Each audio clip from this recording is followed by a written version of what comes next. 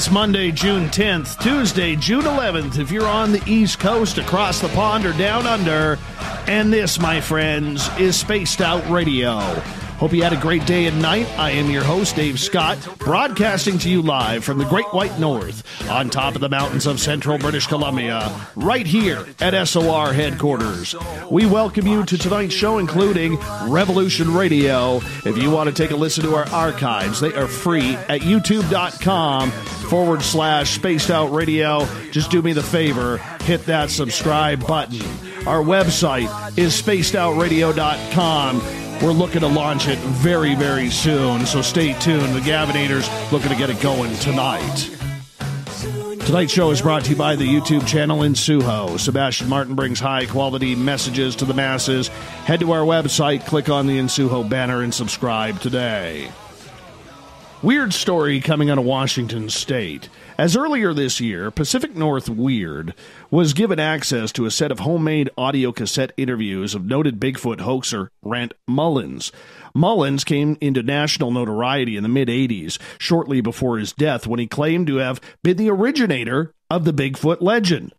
Now, Ynzunza and Tyler Bounds of Pacific North Weird have spent many painstaking hours carefully transcribing this oft-difficult-to-understand Mullens as he passionately relays his recollections of creating a harmless prank that eventually got out of hand. Then at the bottom of hour number 3, I will bring you the SOR Newswire, brought to you by Paranoia Magazine. Vince Ynzunza, Tyler Bounds, welcome to Spaced Out Radio. Vince, I think it's been about 2.5, 3 years since we've had you on this show, man. And I got to tell you, you got some of the best hair in the business when it comes to the strange and weird. And I had to bring you back on because of that. And, you know, Dave, I have not cut my hair since I was last on your show. So now I can finally become kempt again. Thank you. Well, you know, it's always a pleasure to have you on, my friend. You're a class act. You do a lot of fun, and you in Pacific North Weird. If people want to look that up on Google, and I believe your website's pacificnorthweird.com, if I'm correct. Yes, yeah, that will bring you to our YouTube station. And Perfect, because there's a lot of fun that goes on around what you do. And Vince, I got to commend you, because so many people are so set on the seriousness of a lot of these topics when it comes to Bigfoot or UFOs. Yet you're out there looking for these weird, strange stories, man, that really, really pique the interest of everybody, because everybody loves a strange story. Tell us how you got Pacific North Weird started. Well, it started when I went to the McMenamin's UFO Festival. It's in this little town in the wine country of Oregon, a little town called McMinnville. And it basically happens every year and commemorates this a set of really beautiful classic flying saucer photos that were taken by Paul and Evelyn Trent back in 1950. These photos wound up on the cover of Life magazine, and they've been kind of the standard bearer for flying saucer photos of that classic era. And this UFO festival would commemorate it every year. And I went there because, you know, I've been into UFOs and Bigfoot and just that weird stuff for most of my life. But I'd never really actively pursued it or wore it on my sleeve the way I do now. And I went there, and I noticed that this event, it had, like, a lot of really renowned academic speakers. I believe the first year I went there, Stanton Friedman was there, George Norrie, James Clarkson, a number of really interesting, respected people. But at the same time, the entire town outside of the convention center was just full of revelry and celebrated the novelty and silliness of kind of the UFO culture. And I really liked the way those two things melded and the way they complemented each other. And it kind of just clicked. You know, like what if we were to do a show that, you know, treated subject matter like this with respect, but had a lot of fun with it. And from then, we just kind of brainstormed, and I got together with a number of friends, my buddy Alex, my buddy Peter. Later on, we added Tyler Bounds here about a year or so later. And, all of us have roots in the Northwest, and all of us don't take ourselves too seriously, but we all are really serious about the study and about, like, celebrating just all the things that make the Cascadia area just really peculiar and cool. Tyler, what do you think of getting involved with Vince? Because he's an odd duck, and I mean that with all compliments to Vince in regards to it, but his imagination really pushes the limits to what you guys are doing. Yeah, but, I've always gravitated towards the weirdness and the odd ducks and the quirky. And so, I was never like, oh my gosh, this guy is a nutball. How am I going to deal with this? I've been a weirdo my whole life, and I've associated myself with other weirdos. And so, if he, had he not been weird enough, I wouldn't have stuck around as long as I have been. So Tyler, tell us a little bit about you. What's your background in the strange and weird? You call yourself a weirdo, and I'm going to say that's a compliment because I'm one as well. In regards to how you got into this, man, tell me about it. How I got into it is when I was a young boy, I went on a hike with my grandfather and his Boy Scout troop in Northern California somewhere, and this is probably 1975, 76, and we saw two Bigfoots. Saw a big one and a little one, and I remember him casting the footprints and taking those back to his ranch, and alongside this outbuilding, there were 10 or 12 other footprints from who knows when, and, and that kind of piqued my interest, and and being a child of the 70s, and, I would watch, like, the $6 Million Man team up with Bigfoot, and I'm like, oh, Bigfoot. I saw one of those. And growing up in the Northwest, in northwestern Washington, I would hear stories and see chainsaw carvings, and so that led into, me getting every single book about Bigfoot I could find at the library. And since I'm in the Bigfoot section, then there's UFOs, and there's ghosts and paranormal and lake monsters. And, even longer than I've been into Bigfoot, I've been into dinosaurs. So lake monsters and prehistoric, relic monsters roaming around the planet was right up my alley.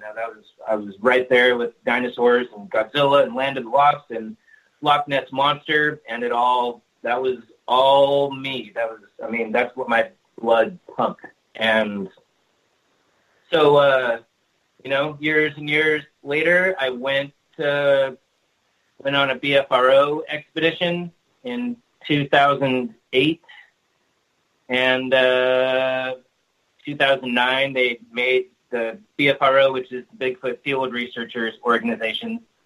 2009, they made me an investigator and a researcher, and so I spent the next couple years, a lot of my time in the woods all over the Pacific Northwest, chasing down reports, and all over Washington, Oregon, Idaho, Northern California, British Columbia.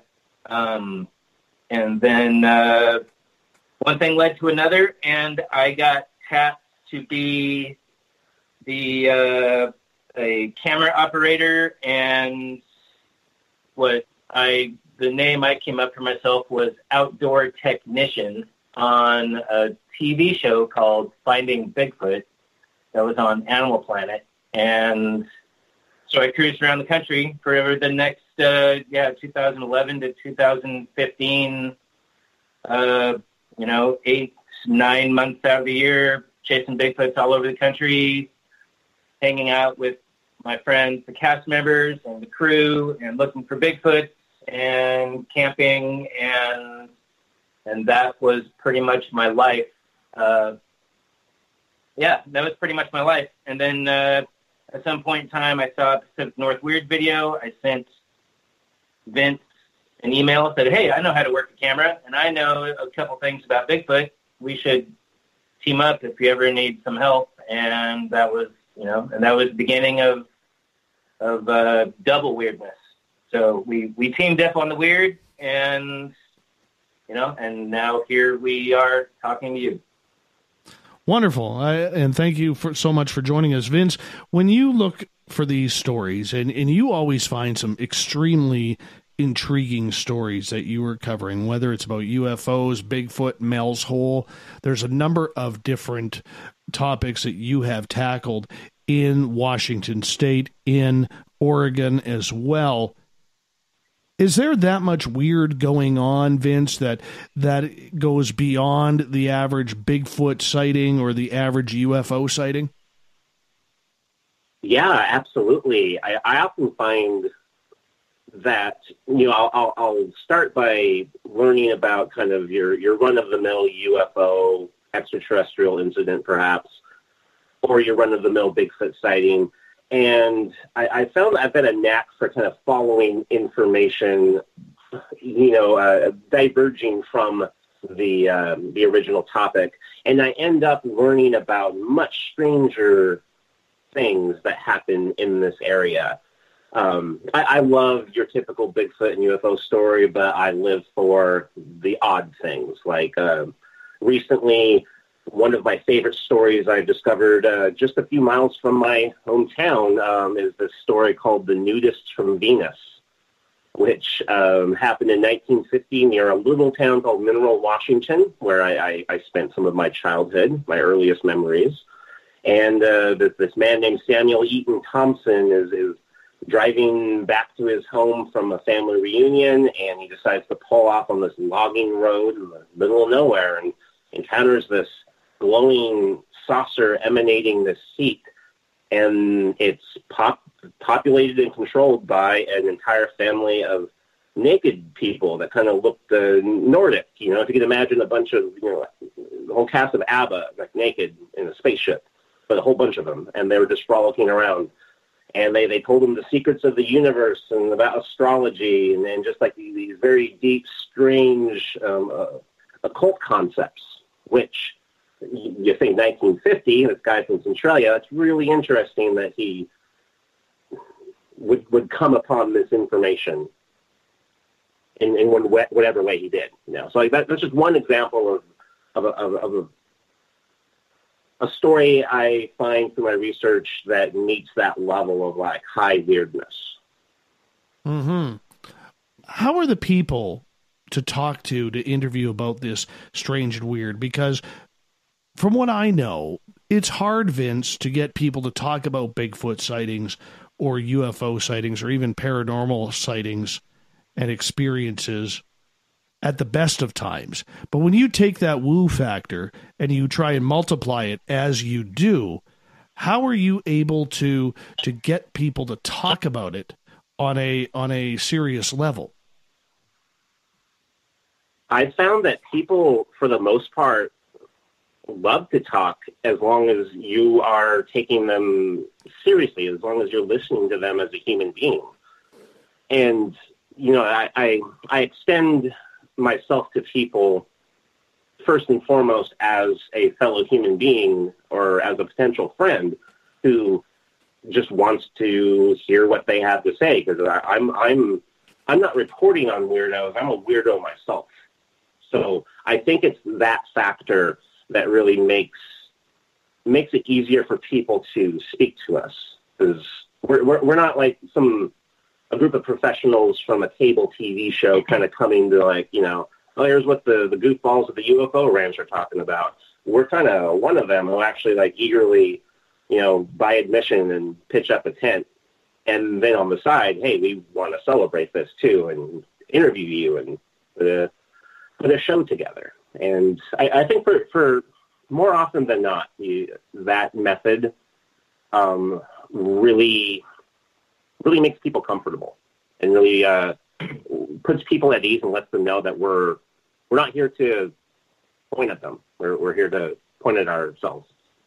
If I can add to that, I think that people are more likely to talk and share and cooperate with us when they realize that we're not there, investigating. We're there celebrating. We're there celebrating what they've seen, what other people have seen, what we've all experienced. We all have the common thread of Pacific Northwest. We're natives here or live here. And so we all know the stories, and we all know, that other people have had these experiences, and and we want to celebrate. Like, you saw this. What did you think? And and we're not judging. It's like, we want to talk to people and not read about it in a book, and not, we're not reading the book, and we're not writing the paper, and we're not, some intellectual professors, academic. We're there celebrating. We're throwing a paranormal party, and let's all enjoy this weirdness and have a laugh or two while we're doing it. Bringing the fun out of this is very difficult, and you guys do a darn good job out of it, as we just mentioned moments ago. What's the public reaction then when they view your videos, Tyler, and see, about some of these silly topics or what people would construe as silly? Are they taking the videos that you're doing seriously? I have had some upturned noses from serious, quote unquote, serious Bigfoot people, that either I'm disrespecting the Bigfoot, or that people have said that, oh, he's gone woo. He's making videos about UFOs and Ramtha and whatever. But I've always kind of got that from people because I'm from the Bigfoot community, because they've often said I don't take it serious enough. But I can laugh at myself. I can laugh at all of us. I mean, I'll be walking through the woods at night in the dark with no lights, and we're making weird noises, screaming into the trees, and then bust out a baseball bat and hitting trees as hard as we can. And then I just crack up laughing because it's like, what are we doing? This is the most ridiculous thing ever.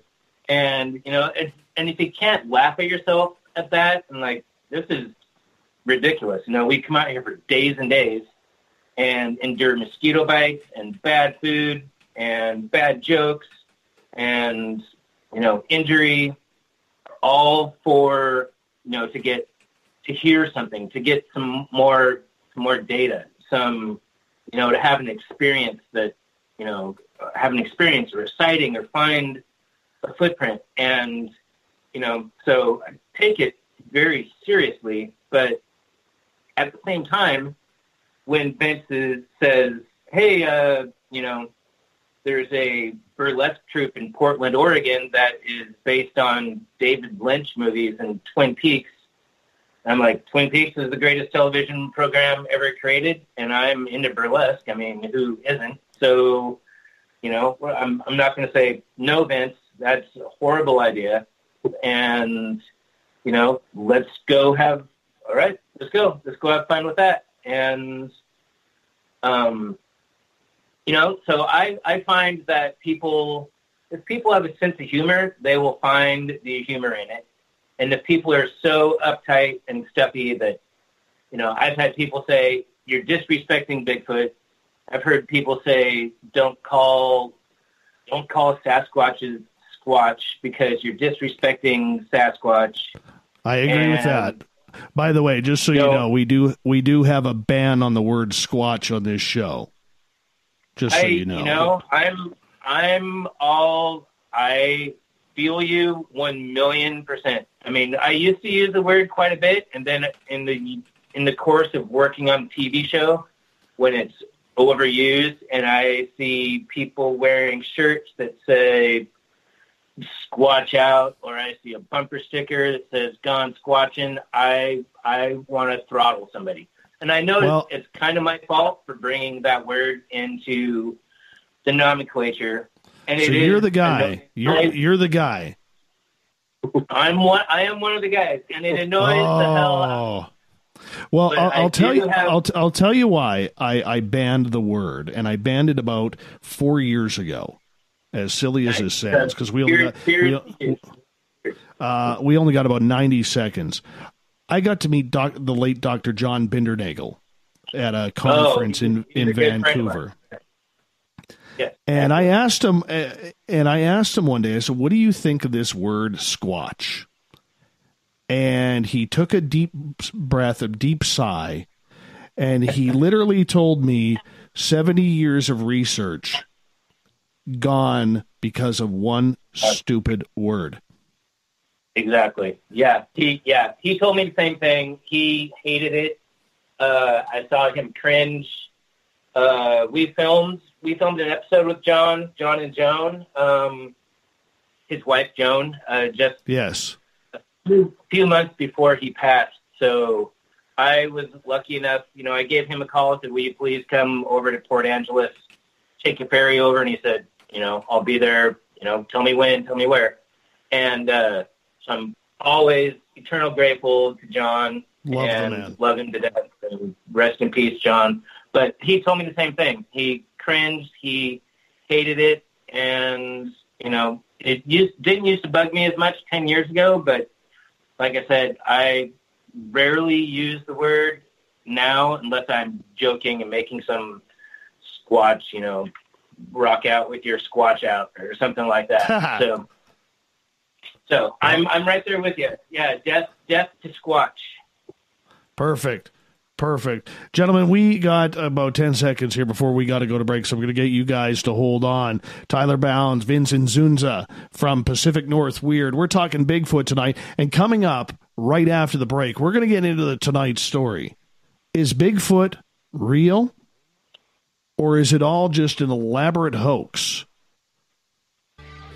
They may have some evidence that it's a hoax, at least some of the time. You're listening to Spaced Out Radio. I am your host, Dave Scott. We'll be back with the second half hour right after this.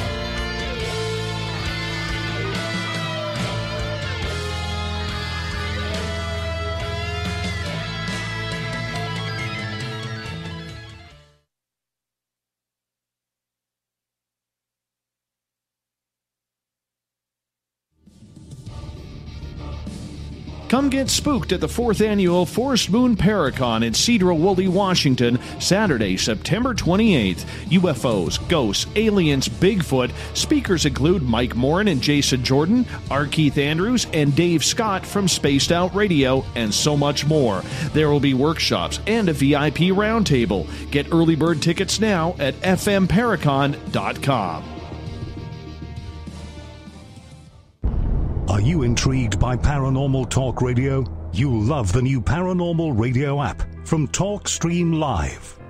You'll find a great selection of talk shows covering UFOs, ghosts, strange phenomena, and much more. Download the Paranormal Radio app now and start listening to the very best in paranormal talk entertainment, including the network you're listening to right now, the Paranormal Radio app, free in Google Play and the iOS App Store. Looking for the stories of the strange and weird that you will find hard to find anywhere else? Check out the SOR Newswire on our website. Our writers, led by Captain Shirk, are scouring the world for the oddest and most bizarre stories we can find. Everything from weird crime to suspenseful and paranormal. We're working hard for you to bring you the most intriguing news of your day. Check out the SOR Newswire at spacedoutradio.com today. A timepiece is a reflection of who you are, and what better way to show off the real you than with an Escape watch? Escape is a lifestyle brand accessorizing your days and nights. Choose to escape and create the life of discovery that you deserve. Dream, play, unite with your own personalized Escape watch. Head to escapewatches.com. There is no time like the present to enjoy your escape. Use promo code SMF2017 for your 20% discount today. Heading to Vancouver and looking for a night on the town?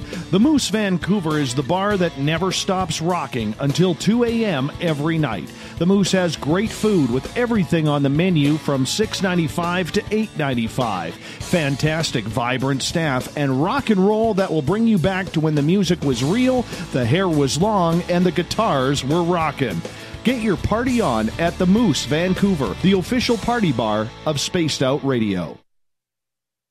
Hello, this is your guitar man, Ron Bumblefoot THAL, and I have to tell you, I love the response I get for Little Brother Is Watching from Spaced Out Radio fans. It's amazing how music can inspire and make people think deeper about what's going on in the supernatural world. You can head over to my website, bumblefoot.com, to check out my music, my guitar workshops, my touring, even check out some of the hot sauces that I'm working on. And make sure you keep on listening, because with Spaced Out Radio, you know Little Brother is watching. Are you tired of being blocked, shadow banned, or placed in jail for simply posting your thoughts on social media? Social Media Freedom can take care of that for you. Social Media Freedom is the newest and one of the best free new apps that allows you the freedom to post what you want, when you want. It takes seconds to download from your app store. Come join the tribe at Social Media Freedom. It's time to set yourself free.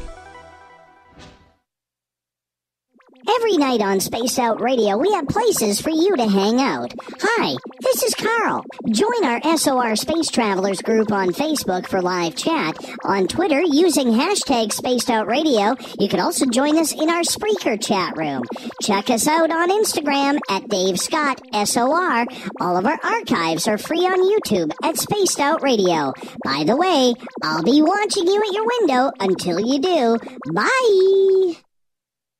So, you love talk radio? Then you'll love TalkStreamLive.com. TalkStream Live is always on, 24/7, with the best streaming talk shows. Find your favorite talkers and discover some new ones. It's free, readily available online or on mobile with any smartphone or tablet. Finding your favorite talk shows all in one place has gotten a whole lot easier. Just go to TalkStreamLive.com. Be sure to download the free apps from Google Play or the iTunes App Store.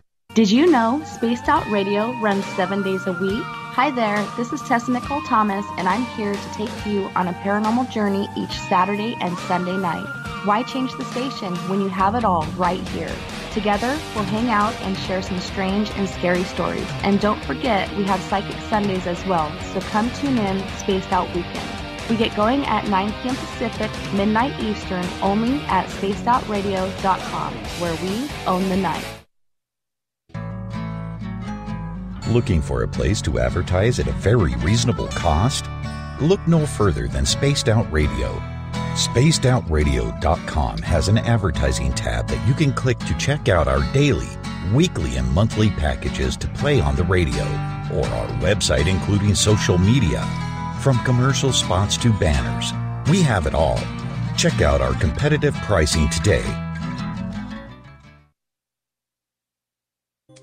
We're bringing scientific thought to the paranormal. Hi there, this is Spaced Out Radio scientist Chris Cogswell. Join me, Chris Zuger, and Dave Scott the second Wednesday of every month, where we break down the who from the woo when it comes to everything paranormal. We'll investigate and try to bring sensible answers to those straight and sometimes outlandish questions people have. Hey, not everything has an answer, but we'll do our best. Listen in to Reality Paranormal only on Spaced Out Radio.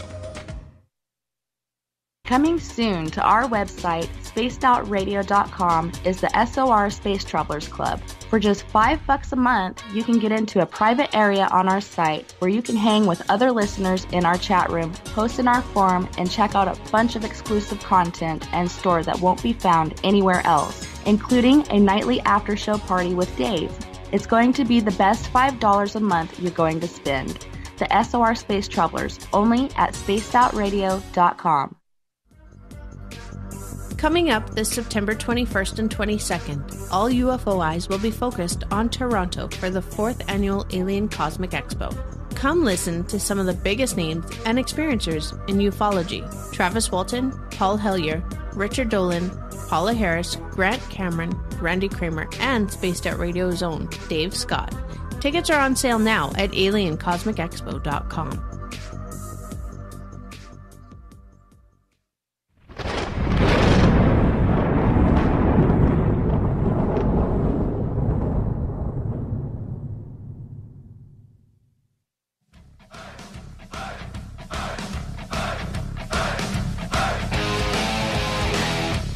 Welcome back to the second half hour of Spaced Out Radio. Tonight, I am your host, Dave Scott, sitting in the captain's chair of SOR headquarters.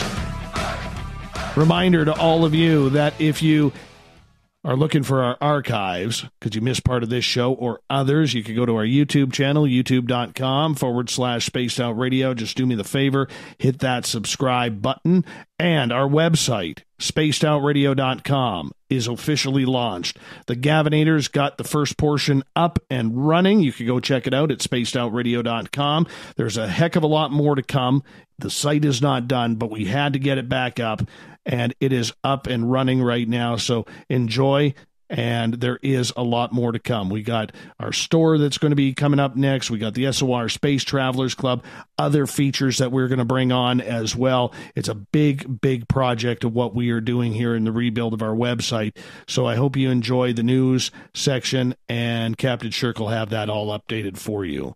Tonight we are talking with Vince Ynzunza and Tyler Bounds from Pacific North Weird, and they're here to talk about this really weird story about a gentleman who a lot of people may have forgotten about, a lot of people may remember from the 80s, a Bigfoot hoaxer named Rant Mullens. Vince, Tyler, welcome back to the show.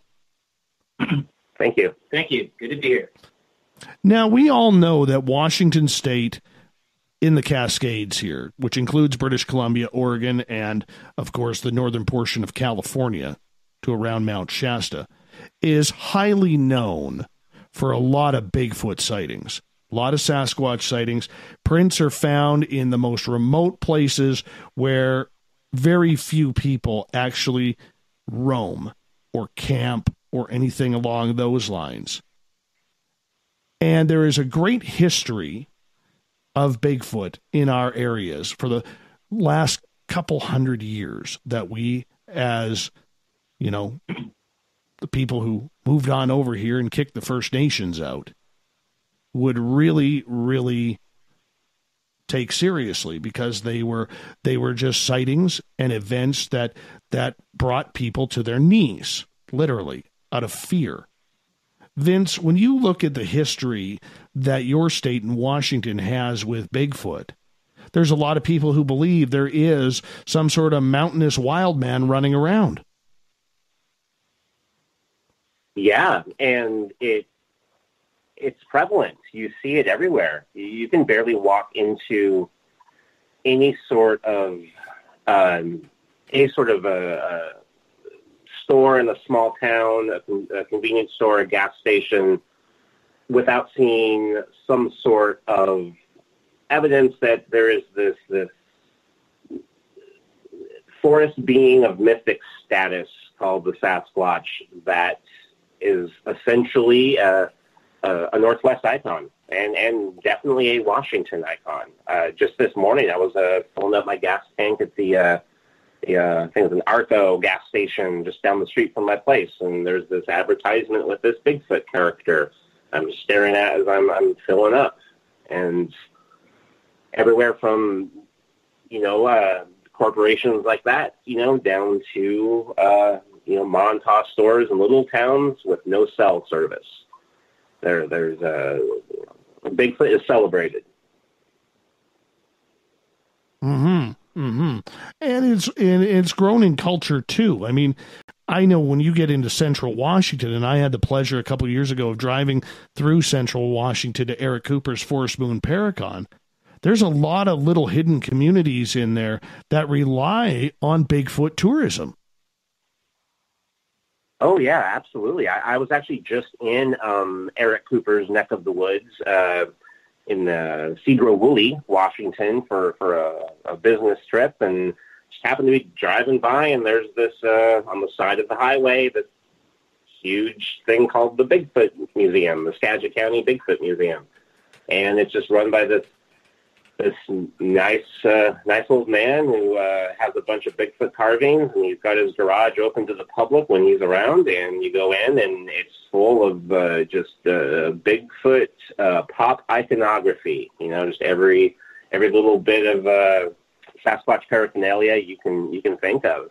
And it's that thing that the idea that you can run into some very, very unique and magical representation of Bigfoot in these small towns, which I think adds a lot to the excitement of a road trip. You can go to like Archie McPhee's, or you can go to, various stores. You can buy, the same old Bigfoot standard merchandise that you can find pretty much anywhere. And it's good stuff, not knocking them in any way, but it's the small town folk art. It's the way individual communities and kind of fringe artists just out in the middle of nowhere, the way they represent this Bigfoot idea. That's far more exciting, and I can really see how that really does pull people and commerce into just little communities that you likely would never have heard of unless you were looking. Now, Tyler, when you go around Washington State and Oregon and you see the fact that there's a lot of people out there who enjoy a good Bigfoot story, I would believe that in that area where you are, there's a lot more believers than non-believers of Sasquatch. There's definitely a lot more believers, or at least hopeful believers, than there are non-believers. And I find that more often than not, non-believers are people who haven't been in the backcountry, haven't been on top of a mountain somewhere.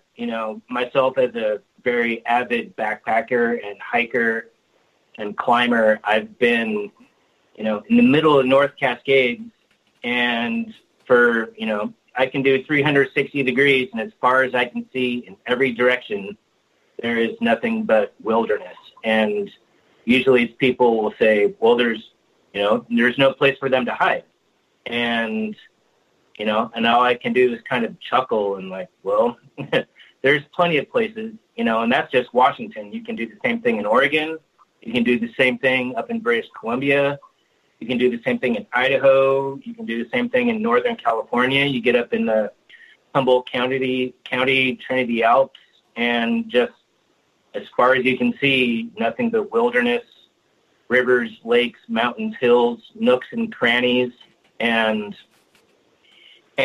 I would say that, there's also, there's a county, Skamania County here in Washington, made it illegal to hunt Bigfoots several years ago in the 90s, I believe, early 90s, or even before that, I can't remember exactly, or 60s, 1960s, they made it illegal. Whatcom County up north, which borders right on British Columbia, they passed a resolution to make Whatcom County a Bigfoot refuge and sanctuary where it's illegal to harass them, shoot them, and they decided that they needed to provide adequate protection for Bigfoots. And not too long ago, there was something came up in our state legislature. They wanted to make a license plate with a Bigfoot on it. And so it goes beyond believers and non-believers to it also, there's also people that are embracing our status as, the Sasquatch capital of the Northwest, if not the world. And so, but yeah, it does make my job, my hobby, that much easier when, you know, Bigfoot comes up in conversation, and, you know, I'll know within a minute or two if whoever I'm talking to is you know, pulling my chain, or if they are sincere, you know, because in the course of working with the BFRO and working on the TV show, I've interviewed hundreds and hundreds of people, if not more than hundreds. You know, I've talked to lots and lots of people all over the country, and, you know, so I'm pretty good at sussing out who is legit and who isn't, and, you know, who has a story because they want to be on TV or want to get some recognition, and versus people that are, you know, true believers, had an experience, know someone that had an experience, related to someone that has an experience, knows somebody who had an experience, or saw one, or found tracks, or heard something, or had something unexplainable happen to them. So more often than not, I run into believers, hopeful believers, and people that, you know, are on the fence but really want it to be a real thing. So take us, Tyler, through this hoax that has been plaguing the Washington State Bigfoot scene for well over 30 years now. Tell us about Rant Mullens. Well, Rant, he was a logger, Forest Service worker, and he first he claimed that in 1924 there was a story from Mount St. Helens. Some miners said that they were attacked by some Bigfoots, and like a whole pack or a whole family of Bigfoots that attacked them all night long. And, you know, and it became a pretty famous story. That was 1924. And, you know, that was before there was ever the word Sasquatch. There was before the word Bigfoot, before any of this. You know, they just said they were mountain apes, wild men, stick Indians, mountain devils. So that was, you know, that was a really interesting story. And then in 1930, although I've also read a lot of newspaper articles where Rant Mullens says it was 1928, but we have an audio tape where he says it was 1930, that he carved some footprints out of some planks, just some wooden feet out of some planks that he chopped with a hatchet, carved them out with a knife. They stuck some sticks in them and decided to go prank some huckleberry pickers that weren't too far away, and went and left footprints out where the huckleberry pickers were, and they saw these footprints and ran back to the ranger station and were all freaked out. And so they had a good laugh about that.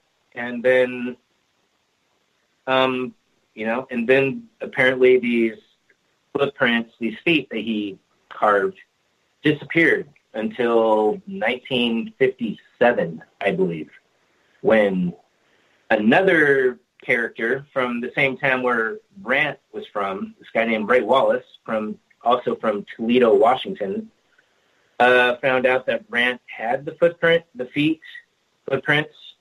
and he wanted them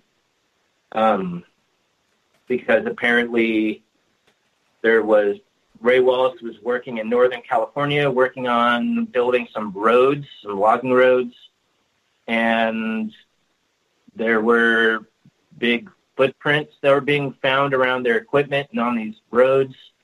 And he was apparently afraid that people were going to vandalize his equipment. He was afraid to leave his equipment out there.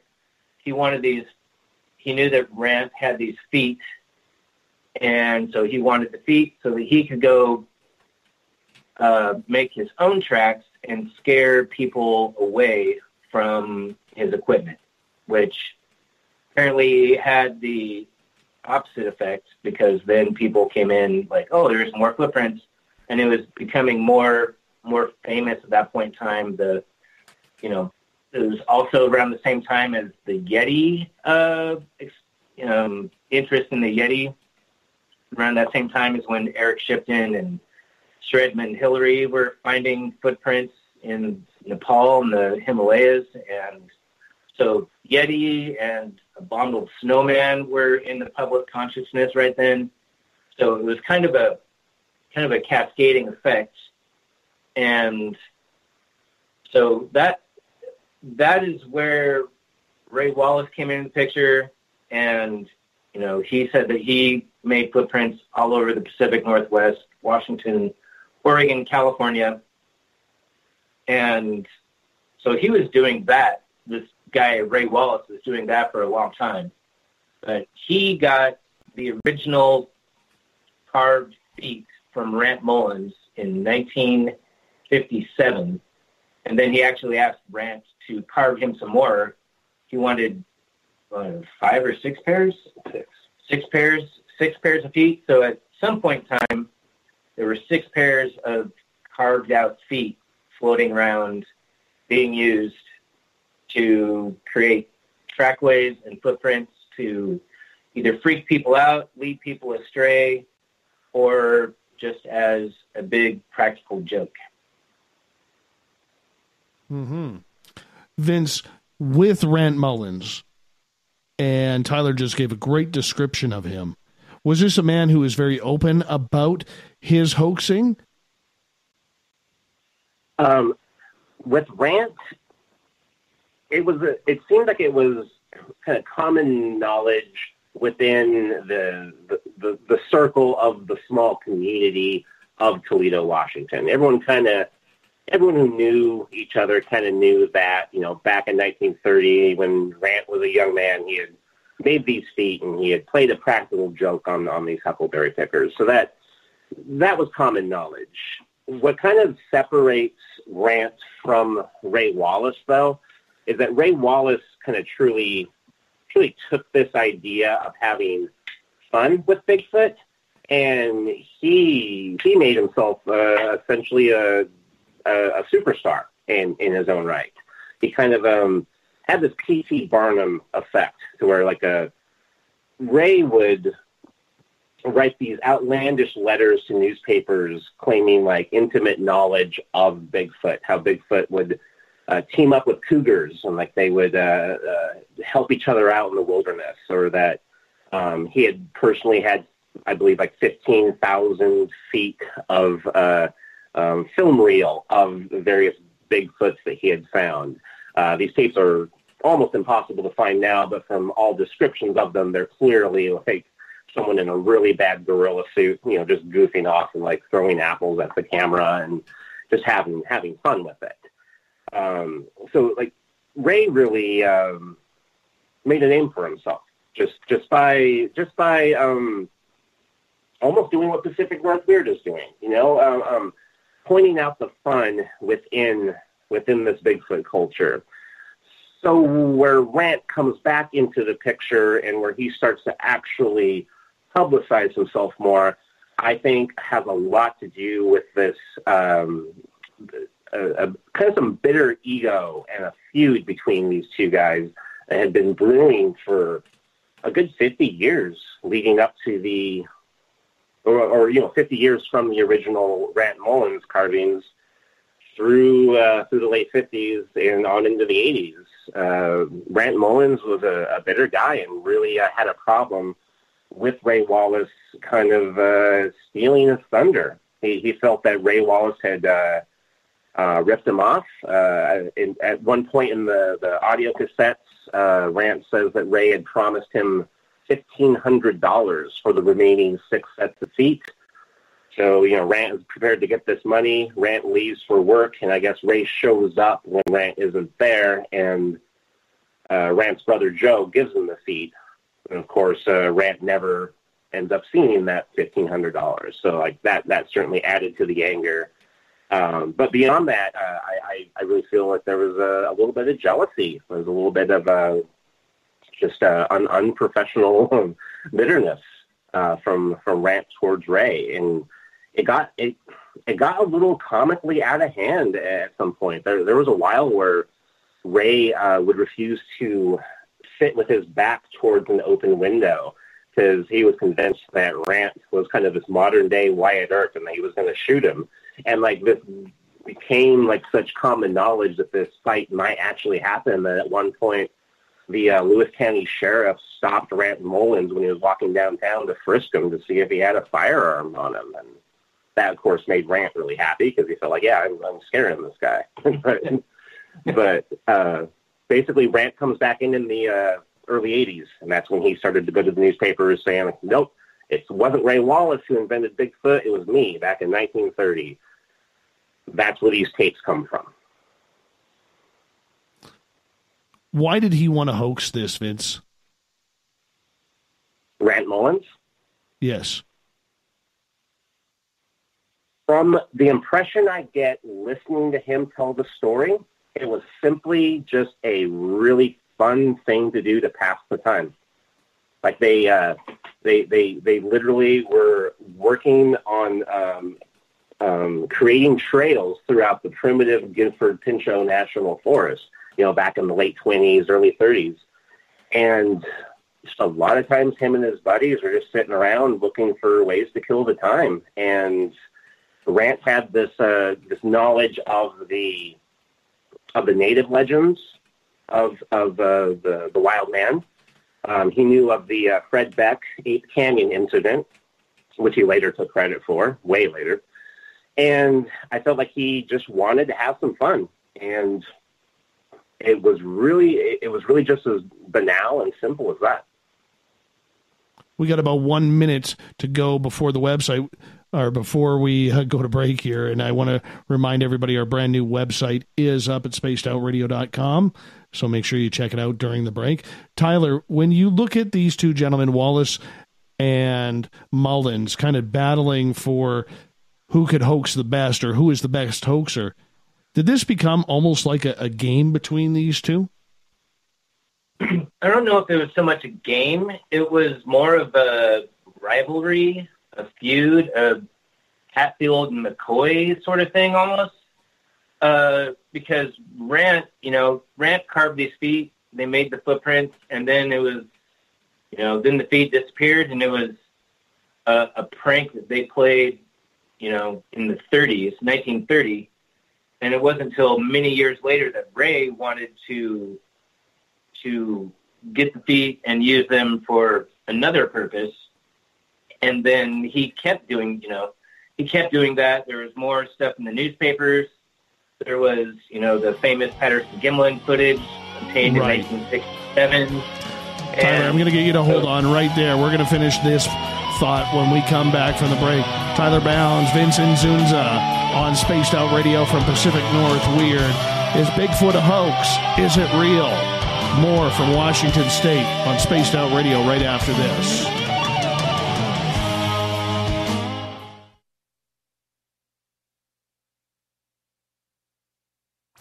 Come hang out with Spaced Out Radio, where we own the night. This is Carl. You can follow Dave on Twitter at Spaced Out Radio, and during the show, use the hashtag Spaced Out Radio to chat with us live. On Instagram, at Dave Scott SOR. On Facebook, give our page a like, Spaced Out Radio Show. SOR archives are free on YouTube at Spaced Out Radio. Come join us, or I will come join you. See you at your window. On the first Tuesday of every month, I encourage you to come along for a journey with me, Geraldine Orozco, on The Spiritual You. Together, we will take a look at how to access the highest expression of yourself and change your life. Consciousness, ET contact, health, and wellness, we can talk about it all. So come along for a spiritual ride with me, Geraldine Orozco, on The Spiritual You, only on Spaced Out Radio. Get your horns up with me on Spaced Out Radio. This is Ron Bumblefoot THAL. Come tune in to SOR where you can hear me rock out with Little Brother is Watching, the official theme song of Spaced Out Radio. And then come on over to bumblefoot.com where you can find out about my tour schedule, my music, and everything else. Bumblefoot.com keeps you up to date on what I'm doing and the best way to stay in touch with my music and music camps. Sign up for my newsletter at bumblefoot.com and remember, Little Brother is watching. Canada's largest UFO conference is ready to roll in Toronto this September 21st and 22nd at the Alien Cosmic Expo. This year is about the experience. Listen to the stories of Dave Scott, Travis Walton, Paula Harris, Grant Cameron, Ryan Stacey, Richard Dolan, Leslie Mitchell-Clark, and more. Get your tickets now at aliencosmicexpo.com.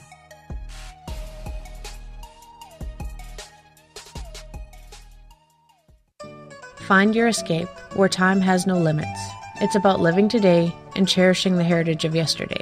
A spirit of adventure for what is new, with the nostalgia of the past. Your timepiece is a reflection of who you are. Life surrounded by beauty from the world around us to the soul within. EscapeWatches.com. There is no time like the present to enjoy your escape. Use promo code SMF2017 for your 20% discount today.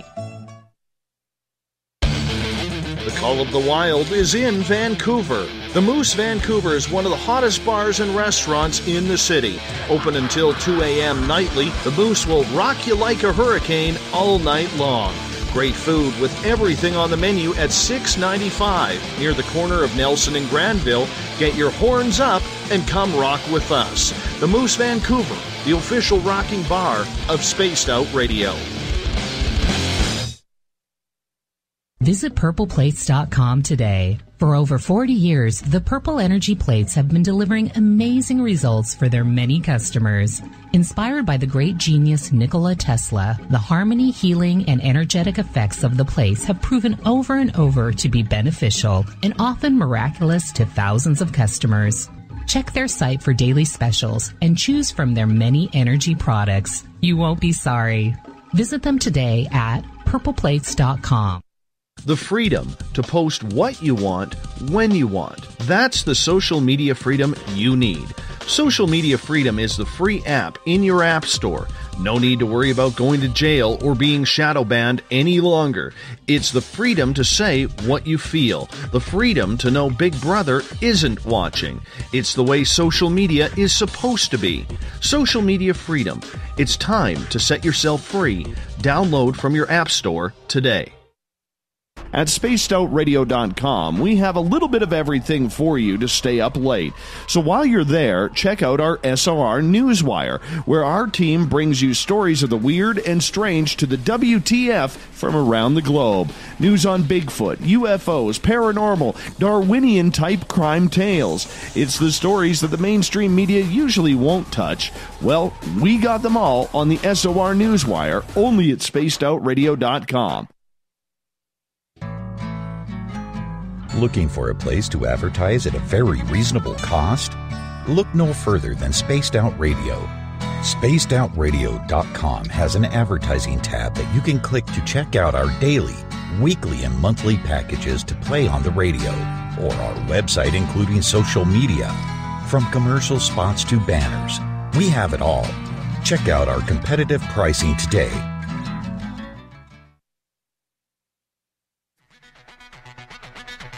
Come get spooked at the 4th Annual Forest Moon Paracon in Cedar-Woolley, Washington, Saturday, September 28th. UFOs, ghosts, aliens, Bigfoot. Speakers include Mike Morin and Jason Jordan, R. Keith Andrews, and Dave Scott from Spaced Out Radio, and so much more. There will be workshops and a VIP roundtable. Get early bird tickets now at fmparacon.com.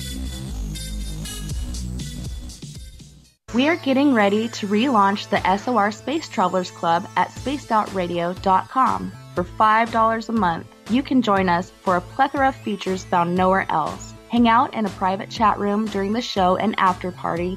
You can check out some exclusive content and a store specifically for you, as well as a private listener forum where you can post your thoughts, stories, and pictures. The SOR Space Travelers Club, coming soon to spacedoutradio.com.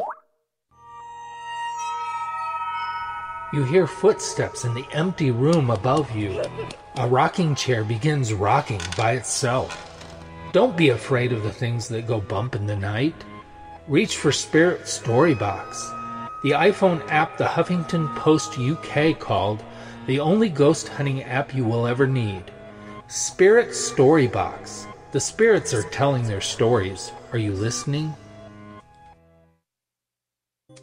We're bringing scientific thought to the paranormal. Hi there, this is spaced out radio scientist Chris Cogswell. Join me, Chris Zuger, and Dave Scott the second Wednesday of every month, where we break down the who from the woo when it comes to everything paranormal. We'll investigate and try to bring sensible answers to those straight and sometimes outlandish questions people have. Hey, not everything has an answer, but we'll do our best. Listen in to Reality Paranormal only on Spaced Out Radio.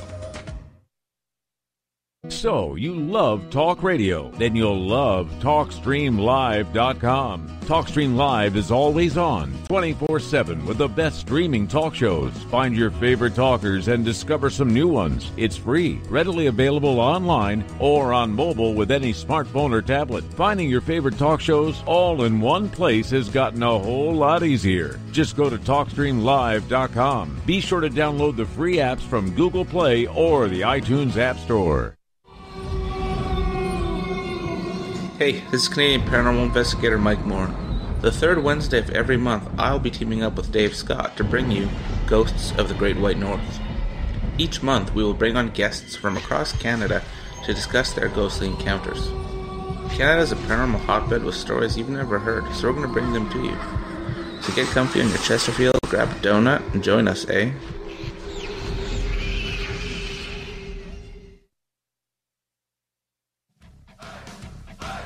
You're listening to Spaced Out Radio with Dave Scott. Follow Dave on Twitter at Spaced Out Radio and on Facebook, Spaced Out Radio Show. Welcome back to the second hour of Spaced Out Radio. Tonight, I am your host, Dave Scott. Always a pleasure to have you with us. Tomorrow night on the show, Michael Huntington is back with his paranormal road trips, legends, and UFOs. 9:06 Pacific, 12:06 a.m. Eastern at spacedoutradio.com. Hi to everyone listening in on our terrestrial affiliates, KZFX 93.7 FM in Ridgecrest, California, WQEE 99.1 FM in Noonan, Georgia, UPRN 107.7 FM in New Orleans, in Dangerfield, Texas, KDNF AM 1560, and in Reedsport, Oregon, AM 1030 KDUN. On the digital side, hi to everyone listening in on Revolution Radio. Great to have you with us. Remember, all of our archives are free at youtube.com/Spaced Out Radio. Just do old Davey the favor, hit that subscribe button. The Desert Clam has set the password for tonight in the SOR Space Travelers Club. Graviolency. Graviolency is your password. Make sure you use it wisely, Space Travelers, as the Clam sets the password each and every night, right here on the mighty SOR. Our website is spacedoutradio.com. We're growing in a plethora of features. The good news is the website is done. It is up and running. We got a lot more to add, so please stay tuned as the Gavinator keeps on working on it. Tonight we are talking about whether or not Bigfoot is real or if it's a hoax. From Pacific North Weird in Washington State, we have Vince Ynzunza and Tyler Bounds. Gentlemen, thank you so much for joining us. Their website, pacificnorthweird.com. If you want to check it on out, it'll take you right to their YouTube channel. Good to have you here, gentlemen. Thanks. Having a great time. Good to be here. Thank you. Now, Tyler, right before the break, I asked if it was some sort of game that Mr. Wallace and Mr. Mullens were playing in trying to hoax Bigfoot tracks and evidence. And we got cut off during the break, but you don't think it was some sort of game? No, I do not think it was a game at all. It was, first of all, I misspoke before the break when I said that Ray Wallace was out making footprints with the carved feet. He never claimed that he was making footprints at the time. It was after he passed away when his family said that he had all these sets of feet. He was out making footprints. He was one that invented Bigfoot. And that's when Rant Mullens, freaked out and like, no, I made these feet. So it was more, and not even so much a rivalry, because Rant Mullens, I think, or I know, or I'm fairly confident that he made he carved some feet, and he didn't even make the footprints. Someone else, a guy named Bill Allen, who was some trail looker, who also worked for the Forest Service. He took the footprints. He went and pranked these huckleberry pickers, and they laughed about it. They saw the huckleberry pickers come in, out of breath, losing their minds, and and they're like, ha ha ha, that's pretty funny.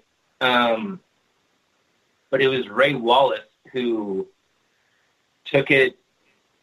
He was getting notoriety for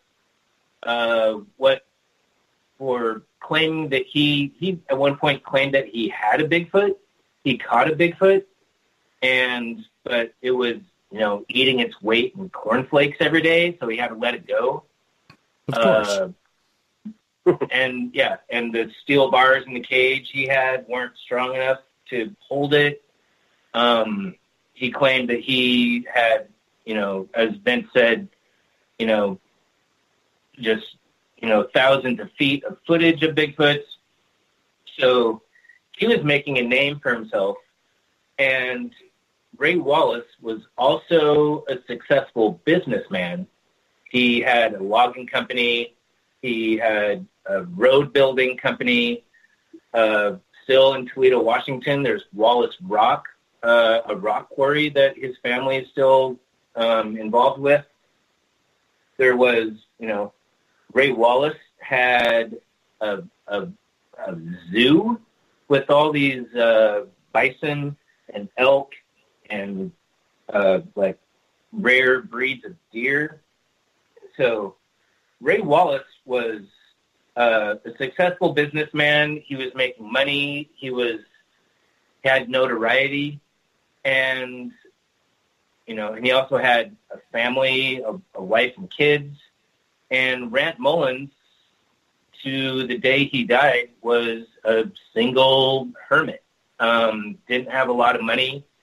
I've read that, he did a TV interview and he didn't even have enough money to own a television, to buy a television, to watch his own himself on TV.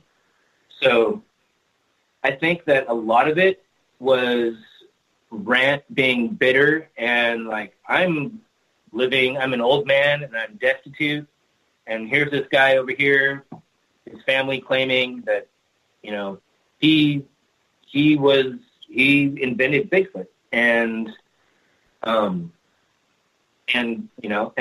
Rant was understandably upset about that, and he wanted a piece of the pie. He wanted his share, and and he felt he got ripped off. He carved all his feet that Ray Wallace didn't even pay him for.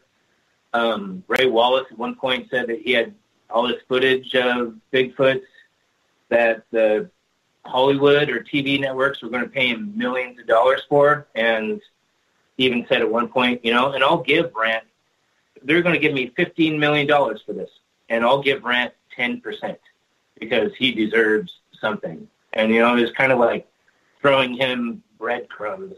And so Rant took exception to that. And so I don't think that it was ever a game.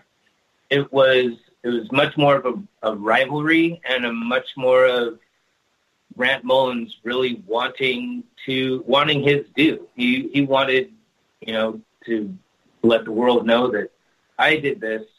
Ray Wallace ripped me off, and and I want my piece of the pie. How come I'm not getting this?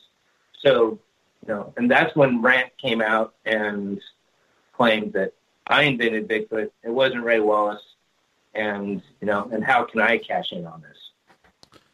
The problem that I see is how could either of these men claim, Vince, that they invented Bigfoot when for centuries previous, First Nations from across North America have all had stories about these wild, hairy beasts out in the forest that you had to be aware of? It just doesn't make sense. Yeah, it doesn't make any sense at all, and that's kind of the Schadenfreude, I guess, of the situation. Where Mullens, in his jealousy, is saying, no, I invented Bigfoot, and then and beyond that, 6 years earlier, I'm the guy that rolled the boulders down on Fred Beck and his miner friends at Ape Canyon. He's just this isn't like a well thought out claim, and I think that's actually will arrive us to really the heart of the story, where it's really not about Bigfoot. This feud, this feud is more about one man who, according from Rant's point of view, had everything, and Rant himself, who really had nothing. And it could have been about anything else other than Bigfoot. But this animosity somehow would have still happened, I think. Mm-hmm. Mm-hmm. Was there any benefit to either one of these gentlemen, Vince, for talking about being Bigfoot hoaxers? Who were they trying to convince? So in Ray Wallace's case, I do want to stress that he never said that he was a hoaxer. He clearly was, but like all of his stuff was just kind of this. He was this colorful dude spinning these tall tales, and people would, buy him drinks at the bar and listen to him, and he was the talk of the town and just had a good time doing it. I think for Ray Wallace, that was the benefit. He was a lover of life. He was this kind of strange P.T. Barnum character, as Tyler mentioned before. He had this roadside zoo of like exotic deer and buffalo, on the side of Interstate 5 in the middle of nowhere in Washington. He would, often from reports posthumously, he would dress up his own wife, Elna, in a gorilla suit and just go and take Bigfoot footage. He was just having a blast. I think that was the benefit. It was just fun. With Mullens, I think Mullens' claims came more from animosity, came more from, as Tyler said, he wants his piece of the pie. He's not going to let this Mullens character, who he feels ripped him off and betrayed him. He's not going to let this guy, have all this fame. So I think part of Rant's motive for that was that, Ray Wallace is out there talking about Bigfoot, talking about this personal relationship he has with the creature, this personal knowledge. Mullens is going to hijack that and destroy that idea by saying, actually, no, it was a hoax from the beginning, and I'm the one who did it. In his way, I think that's what he was trying to do. He was trying to sabotage Ray Wallace's glory. Didn't really work, but if we're going to talk about motive from each of these men, I think that's where we're going to find it. Mm-hmm. Tyler, we bring you back in here. Tyler Bounds from Pacific North Weird is with us, along with Vince Ynzunza, talking about whether or not Bigfoot was hoaxed or not. Did a lot of people gain momentum behind either of these gentlemen that Sasquatch was a hoax, whether it was just inside the local deli or whether it was on the media or the newspapers or something along those lines? I think that probably the local populace of where Ray Wallace and Rant Mullens both live. They both live in the same town, Toledo, Washington. And when all this news came out, there was probably quite a few people that wrote it off like, yep, that was Ray or that was Rant. But the additional evidence other footprints, other bits of evidence have, obviously been found over the years. At that time, and after that, of footprints that are obviously not made by those carvings. I mean, those are planks of wood that they're static. They're not dynamic at all. They don't show movement. You can tell by looking at the casts made from those that they are the same thing over and over again. And, and there's been several other footprints, and not just footprints, but trackways that show movement of the feet, toe splay, half footprints, a heel or the front half of a footprint. There have been lots of footprints found that have dermal ridges, which are the equivalent of fingerprints that, obviously weren't carved into a wooden plank. So as far as quote unquote serious Bigfoot researchers, they weren't fooled one bit by any of the footprints that Ray Wallace was producing. Of course, nobody saw the footprints or took photos or casts of the very first tracks that were made by Rant Mullens and his crew back in 1930. So, it's it's the same as walking through some sand wearing clown shoes versus somebody walking through some sand in bare feet. Like, hey, which of these are real? And it's pretty obvious. So the late Grover Krantz, who was a professor at Washington State University, he saw some footprints and he said, those are obviously Ray Wallace carved, not real. And people looking at the footprints afterwards, photos of the footprints, and of course the Ray Wallace family has not produced any of these feet for analysis. They're like, no, they're family heirlooms. We're not going to give them out to anybody for you to inspect them and ruin them. These are our, it's our part of our family history at this point. So we can't compare them to other footprints, but there's plenty of photos and photos of the tracks, and also tracks that photos of footprints in the ground that were most likely made by the feet that Ray Wallace had. So they're pretty obvious. They're, which ones are Ray Wallace prints, which ones are,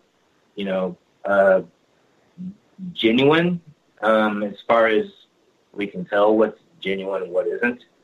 But I don't think anybody that has really done research or knows anatomy, physiology, tracking, would ever be fooled by, some wooden planks impressed in the ground, because they just wouldn't, a person doing that is only going to make footprints as deep as that person is heavy. And, and there's a lot of reports of footprints that are deeply impressed in the ground where someone else walking next to it doesn't hardly make a mark.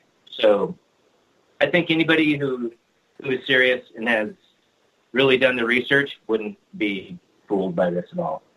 I have a quick thing I want to add to that. Sure. In terms of Ray Wallace and his place in kind of the research culture, I think it is really fascinating and interesting to point out that Ray Wallace was an accepted part of the community from the beginning, like far before there was any sort of pejorative of hoaxer attached to his name. You'll find in Roger Patterson's book, Do Abominable Snowmen of America Really Exist?, which he wrote like a handful of years before before him and Bob Gimlin went and filmed the famous footage of Willow Creek. In that book, there's a number of paragraphs just devoted to Ray Wallace. Ray Wallace as a source of information that Roger Patterson sought out and learned from, apparently. John Napier, in his book, Bigfoot, the Yeti, and Sasquatch and Myth and Reality, talks about him in the early days. Although Napier, in his book, is a lot more skeptical of Wallace's claims. I believe somewhere in that book, he says that Wallace told him that he had footage of Bigfoot, but Bigfoot had like these sharp ivory claws, almost kind of like, I don't know, a sloth claw type of thing. So like, Wallace was there from the beginning. Like, he inserted himself either purposefully or not. He was within the golden days, when this whole culture was really building itself. And likewise, Ray Wallace's brother, I can't remember his real name, but Shorty. Wilbur Wallace. Wilbur Shorty Wallace was also present on several Bigfoot expeditions in the early to late 60s. He's right there on expeditions with John Green and Bob Titmus and, the old school, the very first Bigfoot researchers, Rene DeHenden. And his brother Shorty was there and, doing real research, really looking for these things. So there probably is an interest that they both had, but what they did with that interest and where it led them is now questionable. That's where the fun comes in. And that's where the fun comes in. Yeah, if they can't find them, they're going to make them. So better to have fake evidence than real evidence in order to heighten their popularity. Yeah, their popularity, their notoriety, or just seeing if they, who can they fool? And we have all these famous Bigfooters down here, or I guess they weren't famous at that point in time, but famous now. And were they out there making tracks trying to fool these so-called experts, or was it something different? Was it something for their own enjoyment, or to protect their equipment, or, just to have a laugh? Maybe in their later years, when they weren't as young and running around the woods as much, maybe they were just, hey, let's go out on this trail. Let's go to this campground, put down some footprints, film somebody in a gorilla suit, and, sit back and watch what happens and see how it unfolds. And right. Keep your eye on the newspapers, guys, because there's going to be a Bigfoot sighting at this campground. And, so, yeah, who knows? Lo and behold. Hey, hold it right there, because we're going to go to break here at the bottom of the hour. Vince Ynzunza, Tyler Bounds from Pacific North Weird. Is Bigfoot a hoax? Was he hoaxed? And is the creature real? Coming up next on Spaced Out Radio. Stay tuned.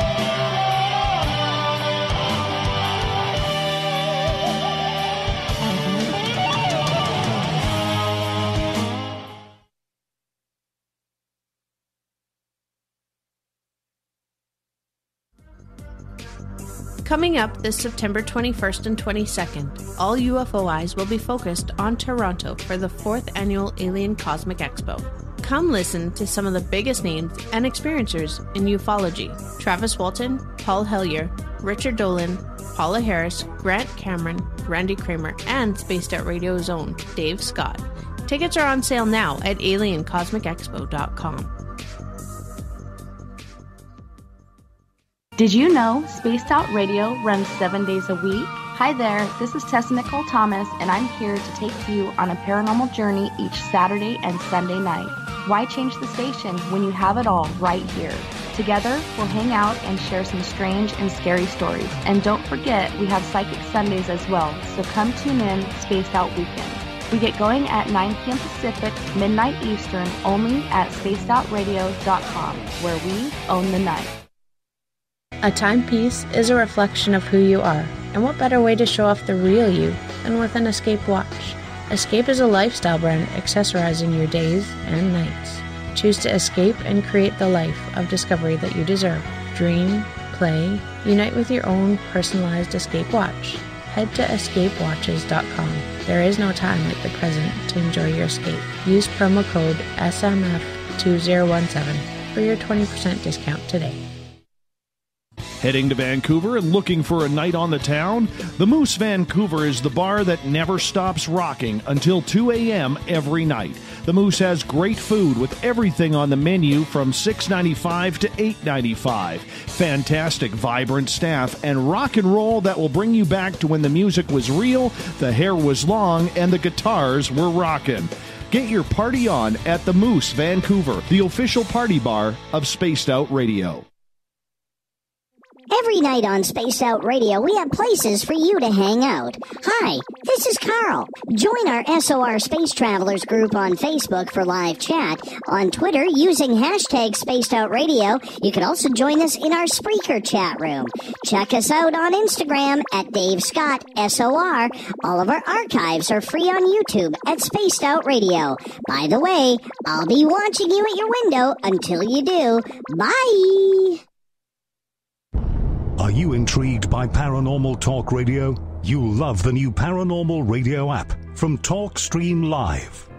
You'll find a great selection of talk shows covering UFOs, ghosts, strange phenomena, and much more. Download the Paranormal Radio app now and start listening to the very best in paranormal talk entertainment, including the network you're listening to right now, the Paranormal Radio app, free in Google Play and the iOS App Store. So, you love talk radio? Then you'll love TalkStreamLive.com. TalkStream Live is always on, 24/7, with the best streaming talk shows. Find your favorite talkers and discover some new ones. It's free, readily available online or on mobile with any smartphone or tablet. Finding your favorite talk shows all in one place has gotten a whole lot easier. Just go to TalkStreamLive.com. Be sure to download the free apps from Google Play or the iTunes App Store. Are you tired of being blocked, shadow banned, or placed in jail for simply posting your thoughts on social media? Social Media Freedom can take care of that for you. Social Media Freedom is the newest and one of the best free new apps that allows you the freedom to post what you want, when you want. It takes seconds to download from your app store. Come join the tribe at Social Media Freedom. It's time to set yourself free. Hello, this is your guitar man, Ron Bumblefoot THAL, and I have to tell you, I love the response I get for Little Brother is Watching from Spaced Out Radio fans. It's amazing how music can inspire and make people think deeper about what's going on in the supernatural world. You can head over to my website, bumblefoot.com, to check out my music, my guitar workshops, my touring, even check out some of the hot sauces that I'm working on. And make sure you keep on listening, because with Spaced Out Radio, you know Little Brother is watching. Looking for the stories of the strange and weird that you will find hard to find anywhere else? Check out the SOR Newswire on our website. Our writers, led by Captain Shirk, are scouring the world for the oddest and most bizarre stories we can find. Everything from weird crime to suspenseful and paranormal. We're working hard for you to bring you the most intriguing news of your day. Check out the SOR Newswire at spacedoutradio.com today.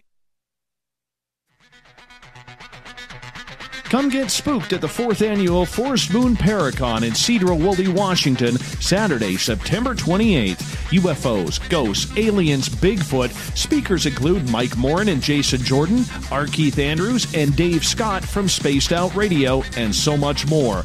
There will be workshops and a VIP roundtable. Get early bird tickets now at fmparacon.com.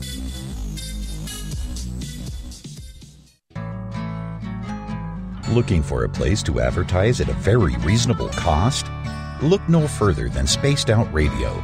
SpacedOutRadio.com has an advertising tab that you can click to check out our daily, weekly, and monthly packages to play on the radio, or our website including social media. From commercial spots to banners, we have it all. Check out our competitive pricing today.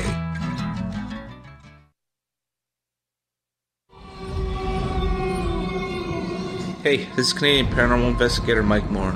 The third Wednesday of every month, I'll be teaming up with Dave Scott to bring you Ghosts of the Great White North. Each month, we will bring on guests from across Canada to discuss their ghostly encounters. Canada is a paranormal hotbed with stories you've never heard, so we're going to bring them to you. So get comfy on your Chesterfield, grab a donut, and join us, eh? Coming soon to our website, spacedoutradio.com, is the SOR Space Travelers Club.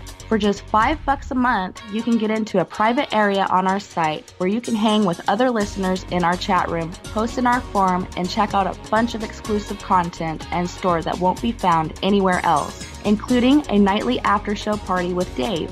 It's going to be the best $5 a month you're going to spend. The SOR Space Travelers, only at spacedoutradio.com.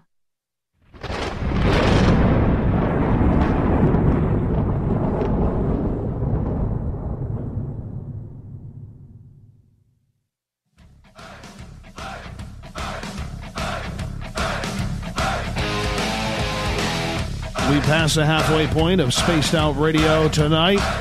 I am your host, Dave Scott, hanging out with all of you from SOR headquarters in the frozen Canadian tundra. Thank you so much for being with us. Reminder to all of you, if you've missed portions of this show or others, you can always head on over to our website on YouTube. Go to youtube.com/Spaced Out Radio. Play any of our archives for free. Just hit me that subscribe button. I'd appreciate it. Our website, spacedoutradio.com. It's still got a little bit of work to do, but the main thing is it's up and running. We got a lot of news on there. There's a lot of features that are going to be built in the next coming of weeks. So stay tuned. It's going to be a lot of fun. A lot of fun. Tonight we are talking with members of Pacific North Weird out of Washington State, Vince Ynzunza and Tyler Bounds. We're talking about Bigfoot. Is it hoaxed? Is it just a story of legend? Or is it real? This is the debate after what we have heard so far tonight about a gentleman named Rant Mullens claims to be the creator of the Bigfoot story back in the 1980s. Gentlemen, welcome back. Hey, thanks for having us. Looking into the history of this hoaxing issue, did it ever tie to what we saw in Bluff Creek with the Patterson-Gimlin film, Vince? Yeah, absolutely. Posthumously, after Wallace died in 2002, and his children started, kind of popularizing the story of Wallace as a definite hoaxer. Eventually the claim was made that Wallace knew who the guy in the suit was on the Patterson-Gimlin film, or that he pointed to that spot for Roger Patterson to go and film. The stories are varied and murky, but the Patterson-Gimlin film was definitely pulled into this melodrama, for sure. So were they claiming that the Patterson-Gimlin film then was a hoax as well? Yes, they asserted that. There is some speculation that, Hollywood types from New York City, from LA, they were dropping hints that they wanted to make a film of this quirky Ray Wallace character and his exploits. So then the Wallace children or people connected close to the family maybe started embellishing on the stories a bit more. That's just all speculation, kind of from various people that I've read, because the Wallaces nowadays are pretty tight-lipped about what their dad actually told them, or what they're speculating on themselves. But yeah, there is that assertion that the Patterson-Gimlin film was a hoax, was bunk, and Ray Wallace in some way played a part in creating that prank.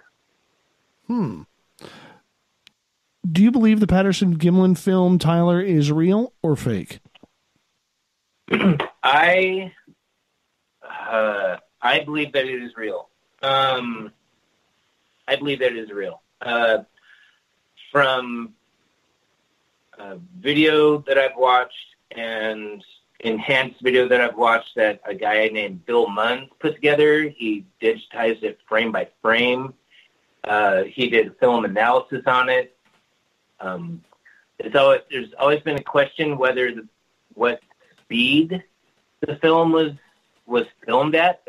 Was it 16 or 24 frames per second, and which would make a difference.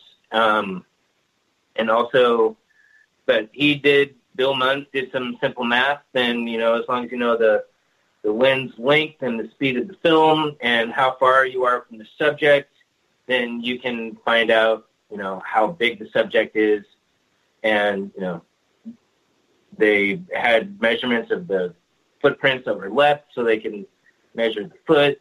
And through a lot of math and science and things that I don't quite understand, but I've tried to understand, because you can go online to the munsreport.com and read. He's put every number and every formula on there so you can figure it out for yourself. But I think that is very compelling. I think that when you watch the film and it's enhanced and you can zoom in and it's stabilized and you can see musculature and movement underneath the skin that isn't not able to do with costumes or suits, especially back before pre-digital effects nonsense. There's a reason Planet of the Apes, and actually Bill Munns, worked on Planet of the Apes and made some of those costumes along with John Chambers. John Chambers, who made the costumes. And John Chambers at one point in time said that he did not possess the skill to make the suit that was in the Patterson-Gimlin film. And in 1967, he was at the cutting edge of costumes. But, I read an article or an interview with him where he said that there was a reason that they had all the apes in Planet of the Apes wear clothes, because they couldn't figure out the suits and how to make them obviously not a suit.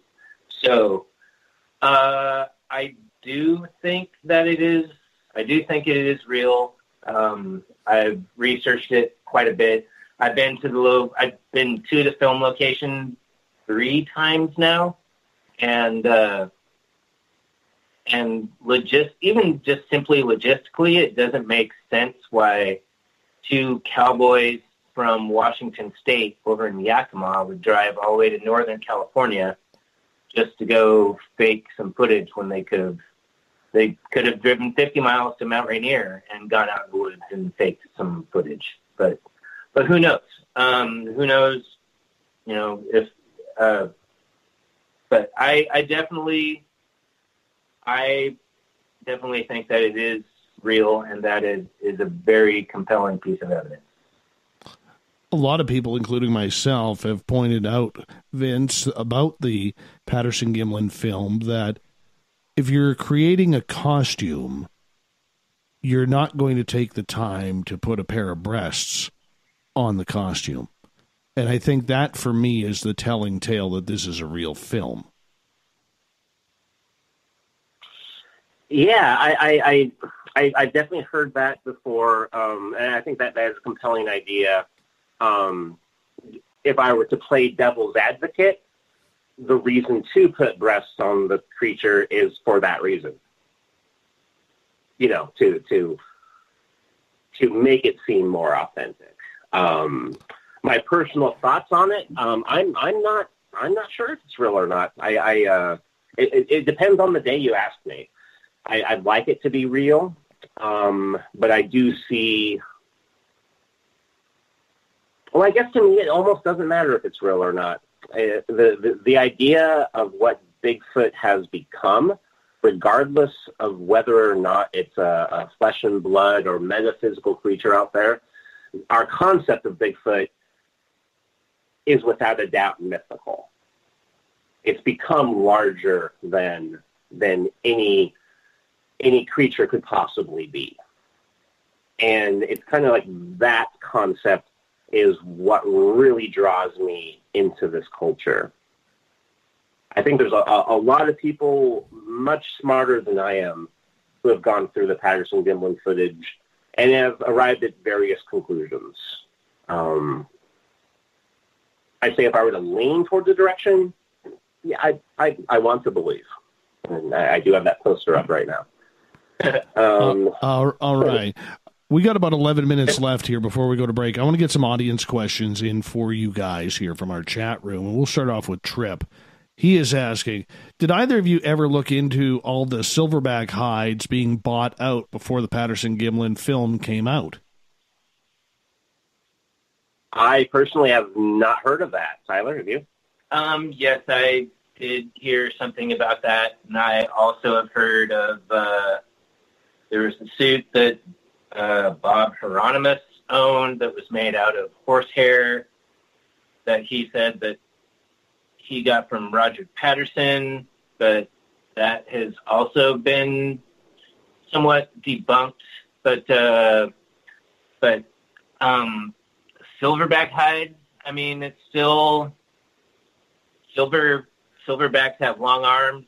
I mean, we're talking about gorillas here. They have proportionately long arms and proportionally short legs, and and one of the things about the figure in the Patterson-Gimlin film is the arms and legs are proportionately longer, but they don't have joints where humans or gorillas have joints. So even if somebody was wearing like arm extensions or leg extensions, the leg is still bending in the wrong spot. So you can't change where a human's elbow is or a human's knee is or where a gorilla's elbow or knee is. That is where that appendage has to bend. So, but when you have a longer upper leg and a shorter bottom part of the leg, then, how do you, there's no way you can put it on some sort of apparatus or appendage to make your arm or leg bend in a different spot where it naturally bends. So, whether silverback, a silverback costume, silverback hide, you also have to realize that Roger Patterson and Bob Gimlin were not rich by any means at all. They didn't have a lot of money. They were cowboys. Roger was trying to get rich. I mean, he wrote a book, and he was, he had like a Bigfoot club, but he was spending a lot of his own time or his own money trying to get evidence of this. And he roped Bob Gimlin in on it. Bob wasn't really that interested, but he thought he'd do it for something different. And, how did they get a bunch of money to buy a silverback hide, which I imagine wouldn't be cheap? I don't know the going price of gorilla skins in 1967, but who knows? I've heard of that, but I discount it. But maybe more research should be done into it. All right, let's continue on here with the questions. Renee is asking, Vince and Tyler, what are your thoughts on Peter Byrne getting hair and skin samples of Bigfoot? Coincidentally, last week, the FBI, after 43 years, released those samples as being deer hair. I didn't think it would take 43 years for the FBI to be able to figure out it's deer hair. Vince? As someone who does work in I'll say an unnamed state government office, we do move pretty slowly. But I've gone through that article and that story a few times, and I think oftentimes, there's a little detail in a news story like, oh, it's deer hair, and people like to promote that and make that the lead of the news story because it kind of makes all the authentic, more serious findings and research that that many people have discovered. It makes it seem less important. There's a method to the madness of the news cycle, I think. News stories want to share articles more about how kooky Bigfoot researchers are and how they're all fooled by deer, or a bear, or whatever. In terms of like why it took so long, I don't really have any thoughts on that. How about you, Tyler? I thought I read somewhere that somebody had filed a Freedom of Information Act request to see if there was any FBI evidence of that, and so they released, what little they had, or supposedly what little they have, which regarding what Peter Burns submitted to them in 1977, I believe. Was it 76? 76. And so I don't think that it's a matter of, hey, it took us 43 years to come to this conclusion. I thought that I read somewhere that somebody filed a freedom. They wanted to get any Bigfoot information, and so they released what they had from Peter Byrne. And Peter Byrne, he's pretty old. I haven't seen Peter in a few years now, but he said that he didn't remember submitting any of that information and didn't remember getting any response from the FBI, and whether he's just playing that off or he's old, or Peter is also going through his own legal challenges right now with the United States government. So I think he's got other things to worry about than whatever happened 43 years ago. But yeah, I don't think it's a matter of the government taking 43 years to come to a conclusion. They got the hair, they got the skin, and they analyzed it, and then are like, okay, well, this is nothing, and they told Peter about it, and then they just sat on it because, it was came to no conclusions about anything unknown. But, happy coincidence that here we are talking about Bigfoot a week after that information came out.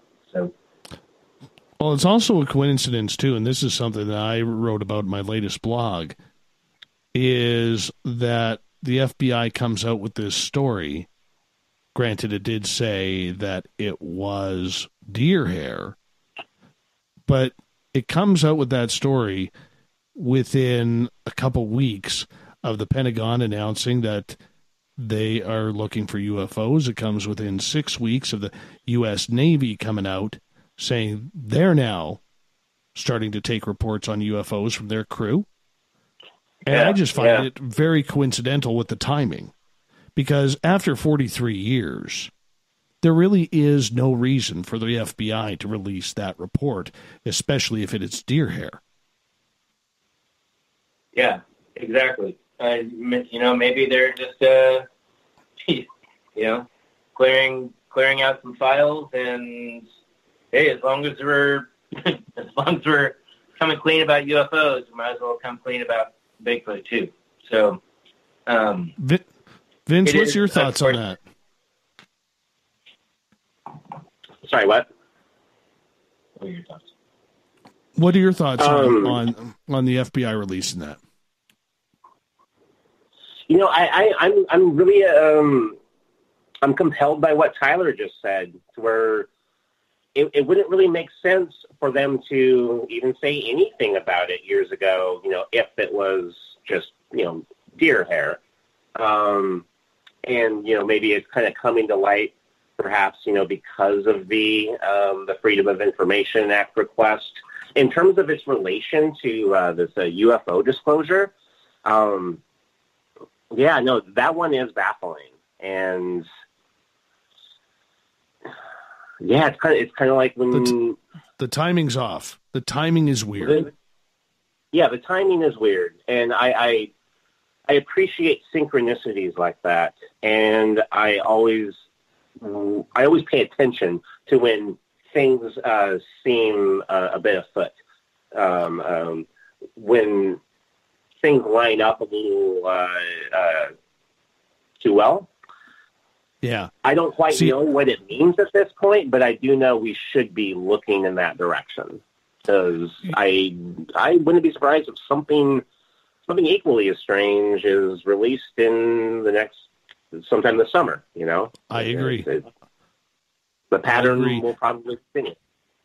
It's funny because I was talking to my buddy Everett Themer here on the weekend about this story and the coincidence of the timing. It's almost like the FBI said, hold on, boys, hold my beer. We're getting into this game. You guys are going UFO. We're going Bigfoot because we want to screw with all the weirdos as well. Let's play the head games together.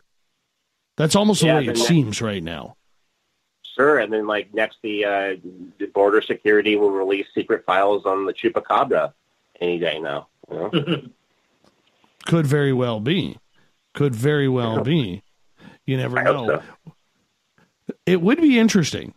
And now you got to wonder, what about all the Army Rangers training up in the Cascades there, and all their hidden Bigfoot reports there that they have. I know a few soldiers who've been stationed down at Fort Lewis there, and a bunch of them have had run-ins with Sasquatch during training in the mountains. Yeah, you definitely hear that.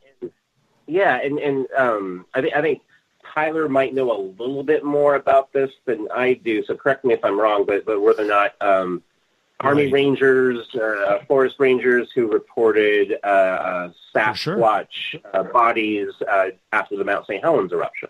Exactly. Yeah. Tyler, hold on right there. Tyler, I'm going to cut you off again because guess what? It's time to go for break here, gentlemen, as we're going to go to the top of the hour break. 2 hours down, 1 hour to go on Spaced Out Radio. Ynzunza, Tyler Bounds from Pacific North Weird. Is Bigfoot a hoax or is it real? We'll find out the next half hour coming up on Spaced Out Radio.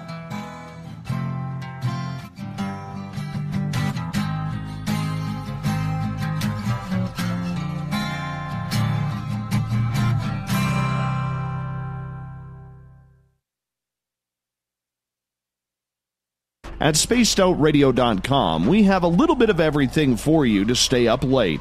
So while you're there, check out our SOR Newswire, where our team brings you stories of the weird and strange to the WTF from around the globe. News on Bigfoot, UFOs, paranormal, Darwinian-type crime tales. It's the stories that the mainstream media usually won't touch. Well, we got them all on the SOR Newswire, only at spacedoutradio.com. Come hang out with Spaced Out Radio, where we own the night. This is Carl. You can follow Dave on Twitter at Spaced Out Radio, and during the show, use the hashtag Spaced Out Radio to chat with us live. On Instagram, at Dave Scott SOR. On Facebook, give our page a like, Spaced Out Radio Show. SOR archives are free on YouTube at Spaced Out Radio. Come join us, or I will come join you. See you at your window. Get your horns up with me on Spaced Out Radio. This is Ron Bumblefoot THAL. Come tune in to SOR, where you can hear me rock out with Little Brother is Watching, the official theme song of Spaced Out Radio. And then come on over to bumblefoot.com, where you can find out about my tour schedule, my music, and everything else. Bumblefoot.com keeps you up to date on what I'm doing and the best way to stay in touch with my music and music camps. Sign up for my newsletter at bumblefoot.com, and remember, Little Brother is watching. Find your escape where time has no limits. It's about living today and cherishing the heritage of yesterday. A spirit of adventure for what is new, with the nostalgia of the past. Your timepiece is a reflection of who you are. Life surrounded by beauty from the world around us to the soul within. escapewatches.com. There is no time like the present to enjoy your escape. Use promo code SMF2017 for your 20% discount today. The Call of the Wild is in Vancouver. The Moose Vancouver is one of the hottest bars and restaurants in the city. Open until 2 a.m. nightly, the Moose will rock you like a hurricane all night long. Great food with everything on the menu at $6.95 near the corner of Nelson and Granville. Get your horns up and come rock with us. The Moose Vancouver, the official rocking bar of Spaced Out Radio.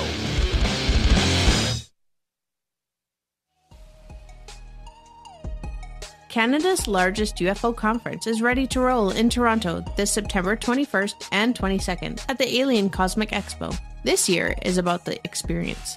Listen to the stories of Dave Scott, Travis Walton, Paula Harris, Grant Cameron, Ryan Stacey, Richard Dolan, Leslie Mitchell-Clark, and more. Get your tickets now at aliencosmicexpo.com.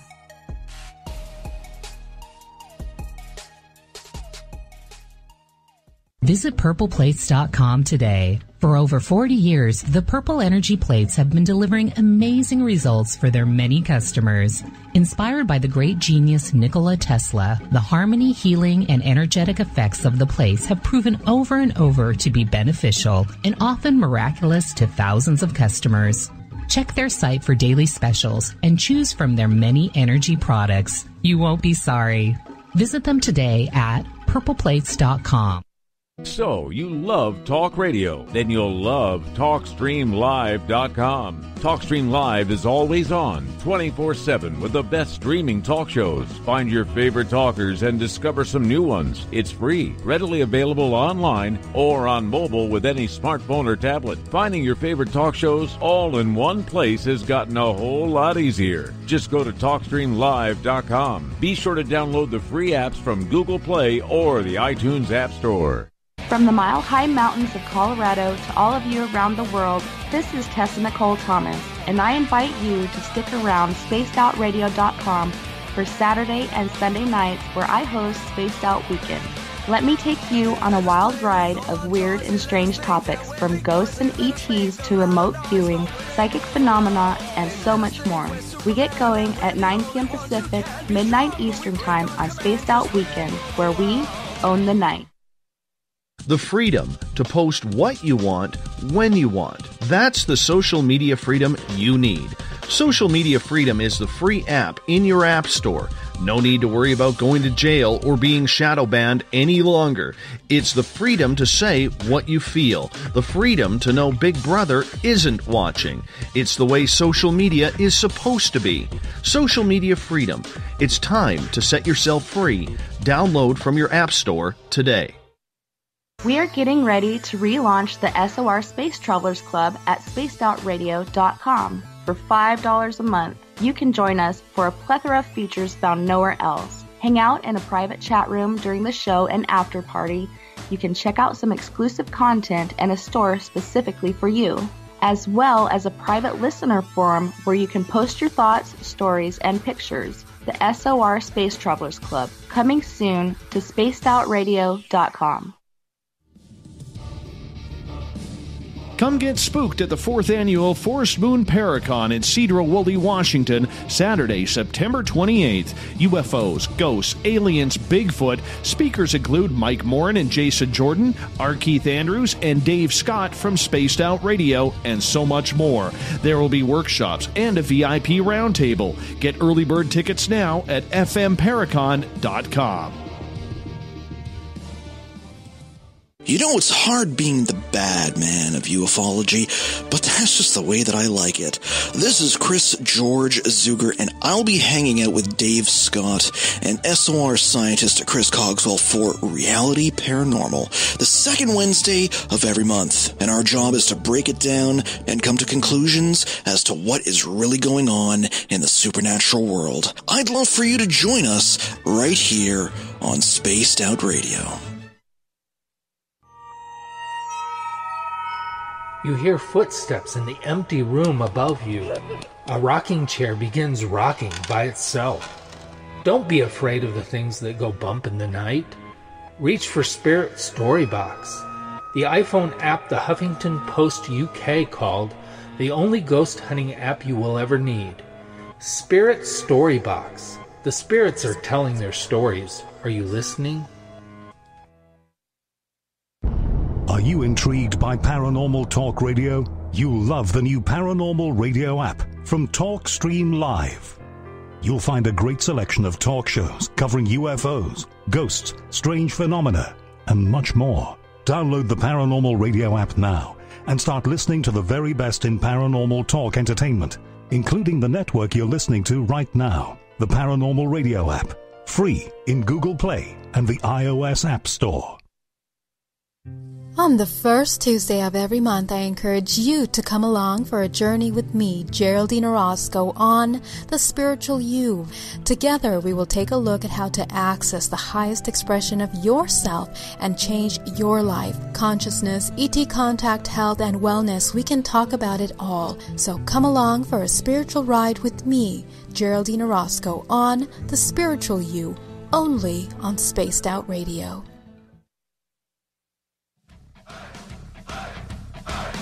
Would you like to connect with us? Head to spacedoutradio.com for all your latest show info.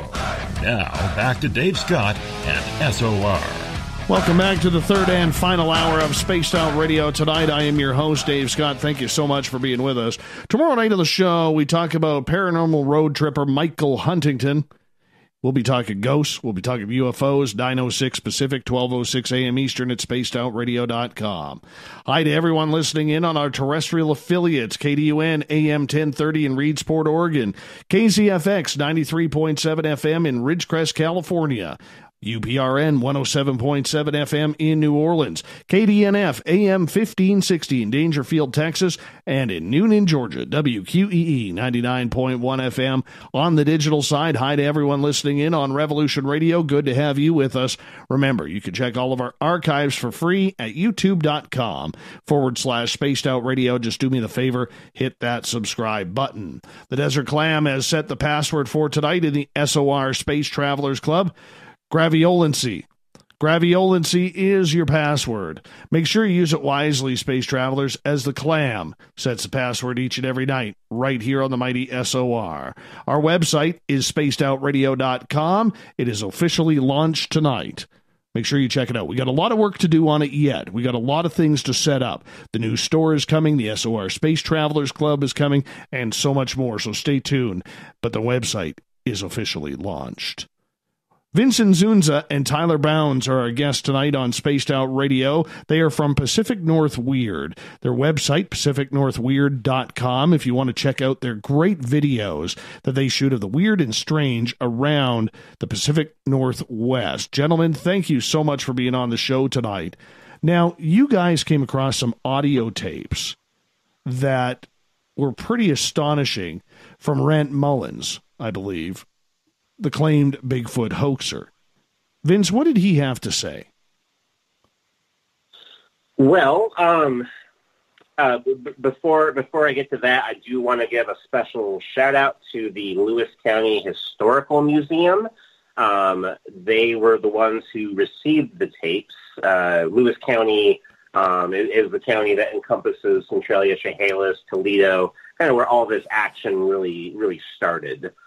And you know, the tapes were donated one day by this woman. I don't know her name, but it was the director was told that these were one of a kind, never before heard audio interviews with Rant Mullens shortly before his death.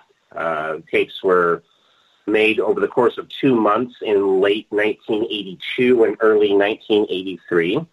And I was the first person that the director, Jason, contacted when he got these.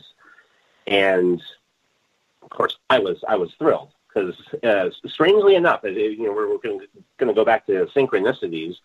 A few months prior to this information, I was just really getting interested in this Ray Wallace character. I'd Started to hear about him from old timers in Centralia and Chehalis, people that remembered him when he was alive. And I was just starting to do some initial fact gathering, as I often do with stories. I don't know what I'm going to do with the story yet, but I'm just gathering information. And then suddenly I'm told that, this Rant Mullens character, he did some audio cassettes. And I heard of him in relation to Ray Wallace. He didn't seem like a major figure to me until I started looking into him. And I thought, oh, wow, this is the guy that's actually saying that he started what Ray Wallace ran with, So I told Tyler about it, and we got really excited. We're like, yeah, we're gonna release these tapes in a couple weeks, and put them out on YouTube. And so we sit down to listen to the cassettes, and you barely understand a word this man was saying. It was a nightmare. Like, if you could imagine, and you can imagine a guy who was born in 1897, who's near the end of his life, no formal education really, just can barely enunciate or string a thought together in a clear way.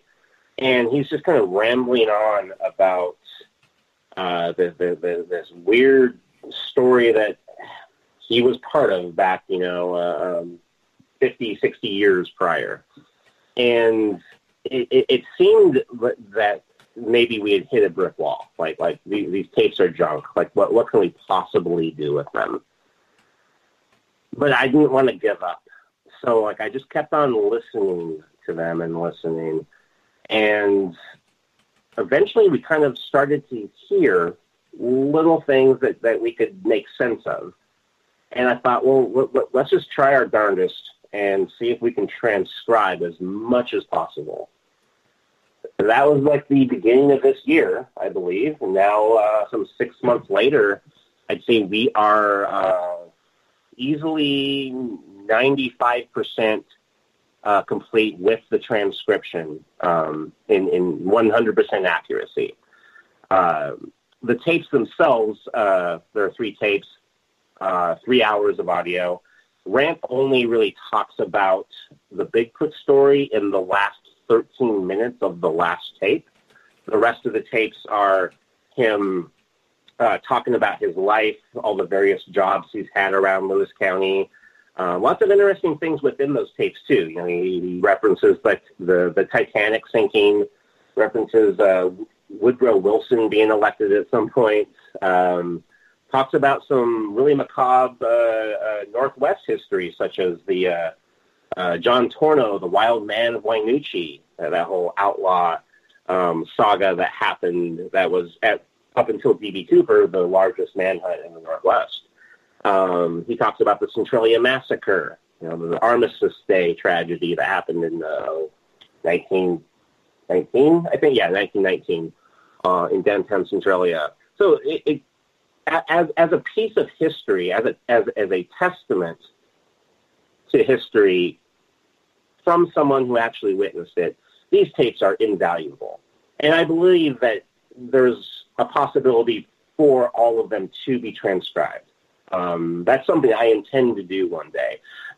But for our purposes, we have just focused on the 13 minutes of his Bigfoot story. And within that, we've had an adventure. We've been poring over topographical maps. We've been looking through obituaries, just trying to figure out a certain name or a name of a place or a river or a creek that Rant was talking about, just so we can get every single word correct. And what I love about these tapes is the Rant story is already out there, the gist of it. The gist of the feud has been covered in the LA Times in the early 80s.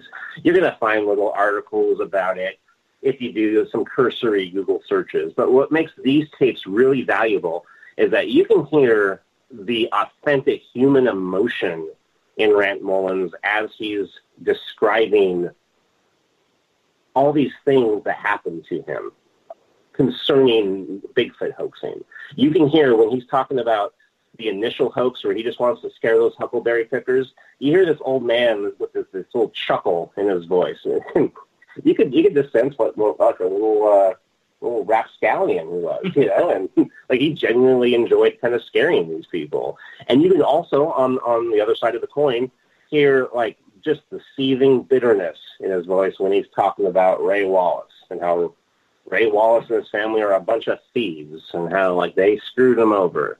And that you can't get from the written word. You can't get that from a newspaper article. So that makes me really excited that we're going to be the ones to share this spoken testimony for the first time to the world. It's not going to change the Bigfoot community. Like, this story is not going to prove that Bigfoot's a fake. It's not going to prove that Bigfoot's real. But its value is in that it's a very compelling piece of a cultural puzzle, which I think is just endlessly fascinating. Yeah, that's what I was going to ask. Is it more about Washington history than it is about the legend of Bigfoot and whether or not it's real? Yeah, like 75% of it is Grant telling his own history. Like it's essentially a friend of the family we can gather just putting a tape recorder on the table. Grant clearly is at the end of his days, and tell us your life story, Rant. And that's what happens. And inevitably, Bigfoot comes up in that. Tyler, the way these tapes are broken down, does Rant say why he did this? Why this was important to him? Or was this just his personal joke to put a stamp on Washington State people? Yeah, and I don't even think that it was even that he thought ahead that far. I think it was a prank that they pulled off one time, and and they laughed about it. And then in the audio tape, he mentioned that he didn't even know where the feet went. They got put in a tool shed, a Forest Service tool shed. He knew they were in there for a while. He went and worked somewhere else. People that he was with at the time went and worked somewhere else, and he came back and figured that, they, like you said in one of the audio tapes, I figured they got burned up. They were just some pieces of wood, so, probably got thrown in a wood stove at some point in time. And then somebody said, oh, no, those feet are still around and hanging in, some Forest Service shed or building somewhere. And so he got them back, all those years later, and and then kind of forgot about him. It was a one-off joke that he played on some people, and then it escalated from there. So I don't think there was no animosity. There was no, hey, we're going to go down in history for doing this. It was something that happened once, and then Ray Wallace got wind of it and said, hey, I could use those feet for something, and hey, I want some feet, and and then it went off on a whole different tangent. So yeah, it was never, I don't think it was ever Rant's intention to go down in any history books. He was 20 years old. Yeah, 30 years old, having a good time out in the woods, and, and it got out of his hands and became something completely different. Do you believe that these tapes really talk about the folklore of this creature? Because even though he was faking it, did Rant believe that this creature was real? Rant, from the tapes, it seems that he definitely does not believe that Bigfoot is real. There's even this one moment where he is talking about Dr. Grover Krantz and how Cramps had made some aside about how the Mullens/Wallace feat would only fool like a fool. Like no one into serious research would really believe that these are really real feet, which Rant took as kind of an insult. So like at one point Rant is talking trash about Grover Cramps, but there are a few little asides from Rant himself where he talks about I believe the daughter of one of the forest rangers sending him a letter or telling him colloquially about the native legends of Sasquatch. And I think that's really just what Rant based this concept on, where to him, you have to realize 1930, there's virtually no Bigfoot culture. Not like we have it today. Not like where it's a thing that can be commonly talked about and understood in passing. Rant was just playing with almost like from his point of view, just some random native legend, and he just wanted to have some fun with people. But himself, I don't think he at all believed that there was a real creature. All right. Yeah. You have to remember that this is before there was even the word Bigfoot or Sasquatch. Only at that point in time, there was only a book that the miner Fred Beck wrote about We Fought the Apes on Mount St. Helens. And, and that was 1924, the same area where Rant was working and where they did, where he carved the feet and where they played their joke is in that same area. So he's probably writing on the coattails of that story, which he later on took credit for. Oh, yeah. And Albert Osman to a lesser extent, which wasn't so local for Rant to, who knows if he was even aware of that. But he later on said that he was the one that rolled rocks down on those miners and rolled rocks down on their cabin, and they wrote a book about that, and so that was all a bunch of nonsense. So he, I think that him claiming responsibility for that story was him just trying to, I did that too, and I did all this, and what's the one-up Wallace? Yeah, exactly. It's, I did this in 1924, and Wallace didn't start doing this till 1957. So,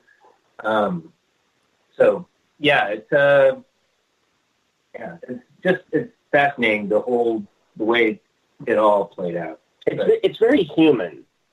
Where human beings, oftentimes they don't really have a plan. They don't really have a well-defined goal in what they're doing. They react and do things emotionally. I think Wallace had a much better plan in terms of the way Wallace had an agenda. Yeah. Mullens reacted to the world on an emotional level far more than Wallace. I think Wallace was far more of an intellectual in that way. Interesting way to put it. Gentlemen, we only got about 5 minutes left with you guys tonight, a show that's flown right on by. I want to get to a question from one of our listeners, Gutter, in the chat room here. He is asking, have both of you been to ECETI Ranch to search for Bigfoot? And if so, what's your thoughts on ECETI? Well, we've been to ECETI Ranch, but we were searching for UFOs at the time. We haven't been there on any specific Bigfoot quest. I believe I've been there 3 times. Tyler, you've been there one time. Mm-hmm. We did a video on it a couple of years ago.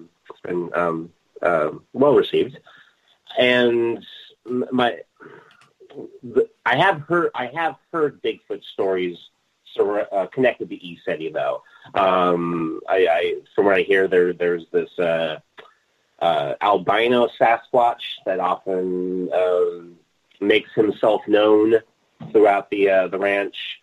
I've never personally seen anything. The closest Bigfoot thing that ever really happened to me was I'm waking up, I get out of my tent, and I'm walking to get some coffee, and this woman recognizes me from the internet, and she's like, I recorded Bigfoot last night. I want you to hear it. And I'm like, oh, okay, cool. So I go over to her tent, and she takes out her phone and hits the button, and it's clearly coyotes. And I felt a little bad telling her that. I don't think she believed me, but that's the closest I've gotten to Bigfoot at East Eddy. And that being said, East Eddy Ranch is smack dab in the middle of the Cascades between Mount St. Helens, Mount Adams. It's a Bigfoot hotspot, whether or not the East Eddy Ranch is there. And so, the fact that there could be Bigfoot sightings there would not surprise me at all. And, would not surprise me at all. So thank you, Gunnar, for asking such a great question. Monson. Well, I appreciate you guys answering that as well. And let's see here. I think we may have one quick question for you. Renee is asking both of you, and we got about 2 minutes. What do you think Bigfoot really is? Alien? Interdimensional? Another species of ape? Or man? I think if Bigfoot is real, it's in between those last two options. It is something not ape, something not man, but something right in between. That little, Goldilocks zone, just right. Yeah, I'm on the same page with that. I believe it's flesh and blood. It's something that we can observe. It's something that leaves evidence. And, and if, in fact, Bigfoot can walk through a portal and go to the 108th dimension, then I kind of lose interest. So, I'm into nature and Pacific Northwest and biological entities, and I'm not really into trying to study something that can teleport out of our reality in the blink of an eye, because that kind of takes all the fun out of it. So, although it'd be really awesome if it could. It would be awesome if it could, and then that would change everything. But I'm flesh and blood all the way. All right. Hey, gentlemen, thank you so much for coming on Spaced Out Radio tonight. Vince, do me a favor. Give your YouTube channel and your website a quick shout-out where people can find your videos. Yes, you can go to PacificNorthWeird.com, and that will bring you to our YouTube page. You will find videos from the past 4.5 years since we started this little thing. You'll notice that the videos get a lot better as they go along, as I actually learn what microphones are. And you can find us on Facebook, Twitter, Instagram, probably various dating sites. We're all over the internet. It's great. Perfect. Vince Ynzunza, Tyler Bounds from Pacific North Weird. Thank you so much for coming on Spaced Out Radio tonight. And Vince, we got to make sure that you're back within or sooner than 3.5 years. I completely agree. And I've got a lot of interesting things we're working on, but I think we'll make a great little episodes of Spaced Out Radio. Perfect. Gentlemen, thank you so much. Coming up next, the SOR Newswire and the Thought of the Day. Stay tuned as we bring this thing home.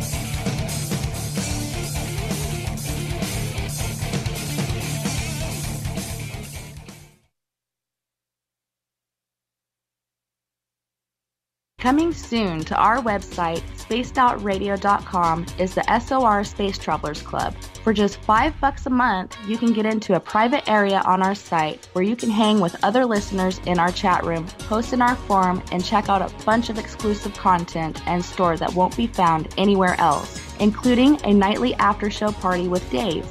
It's going to be the best $5 a month you're going to spend. The SOR Space Travelers, only at spacedoutradio.com. Visit purpleplates.com today. For over 40 years, the Purple Energy Plates have been delivering amazing results for their many customers.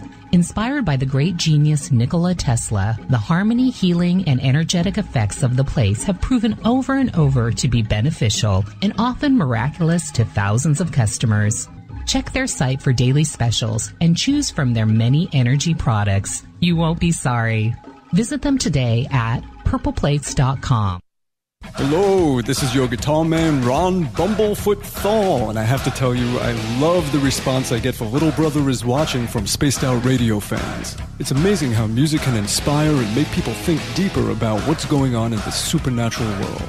You can head over to my website, bumblefoot.com, to check out my music, my guitar workshops, my touring, even check out some of the hot sauces that I'm working on. And make sure you keep on listening, because with Spaced Out Radio, you know Little Brother is watching.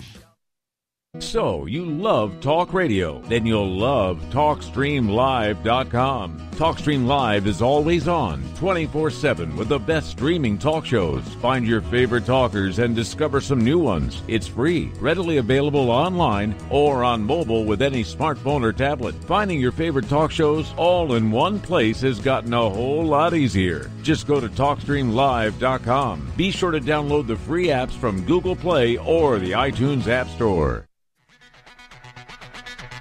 Come get spooked at the 4th Annual Forest Moon Paracon in Cedar-Woolley, Washington, Saturday, September 28th. UFOs, ghosts, aliens, Bigfoot. Speakers include Mike Morin and Jason Jordan, R. Keith Andrews, and Dave Scott from Spaced Out Radio, and so much more. There will be workshops and a VIP roundtable. Get early bird tickets now at fmparacon.com.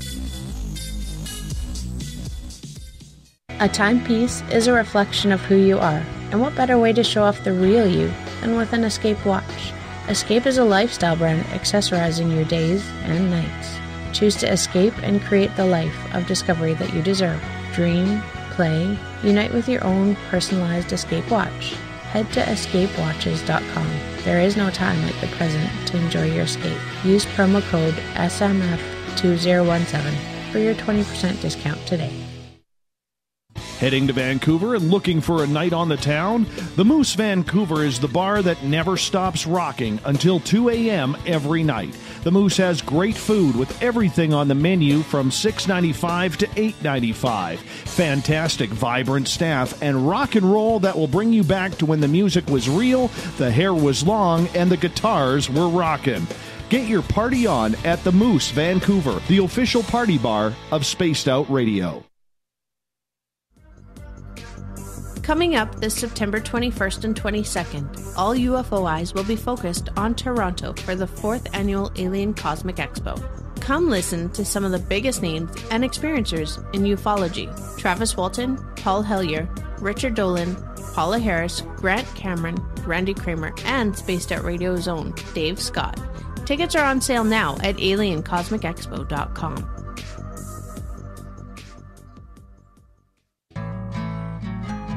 Looking for a place to advertise at a very reasonable cost?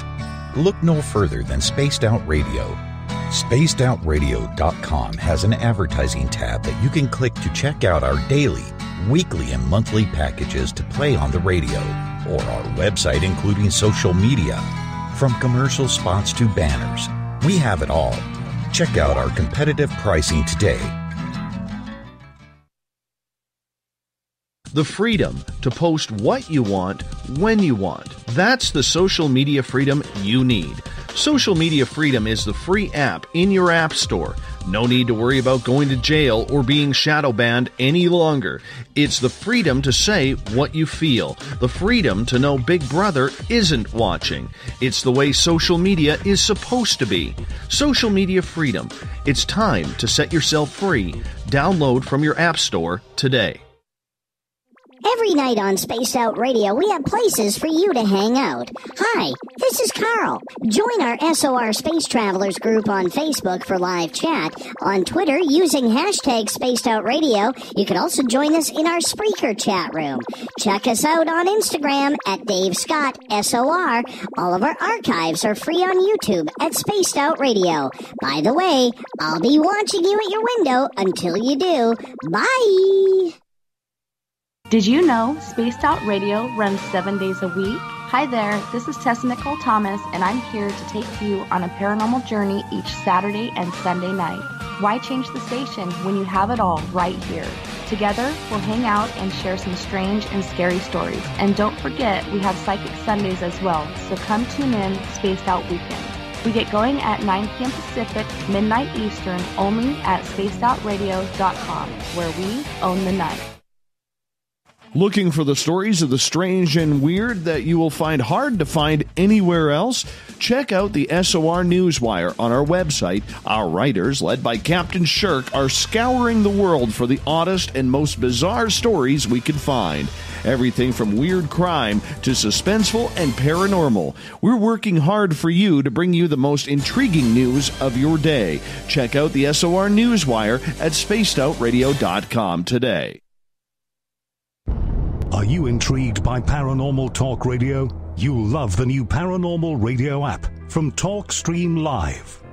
You'll find a great selection of talk shows covering UFOs, ghosts, strange phenomena, and much more. Download the Paranormal Radio app now and start listening to the very best in paranormal talk entertainment, including the network you're listening to right now, the Paranormal Radio app, free in Google Play and the iOS App Store.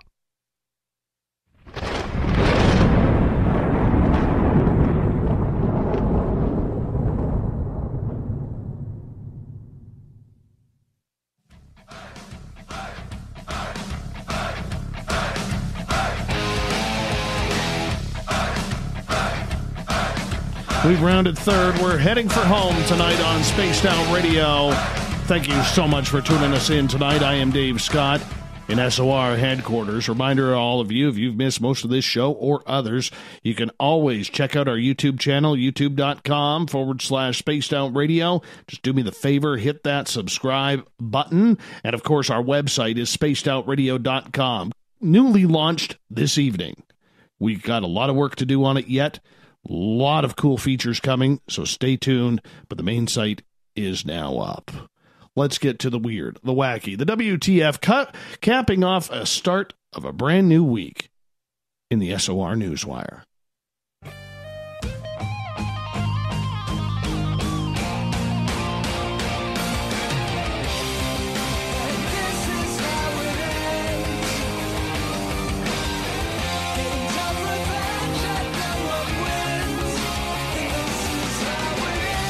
The news is always changing, which is why we bring you the SOR Newswire at the back end of every show, where we get to the weird, the wacky, the WTF, those stories that'll make you either proud or scratch your head. We're going to start off with this really ugly doll. A woman bought a doll from an antique shop after months of thinking about it. She was like thinking, walking by this thing, should I buy it? Should I not? Like, it is ugly. It is bald. It's got buttons for eyes. I don't know what the hell the mouth is. I don't know. It's weird. Well, anyways, this happened in Chicago. And she took a picture of the Abigail doll after rescuing it from a cramped case. She added that she hoped that the doll, made from gray cloth with button eyes and a patch of tweed for a mouth, would be a talking point for visitors at her home. The picture that she took got like 55,000 likes, because that's important.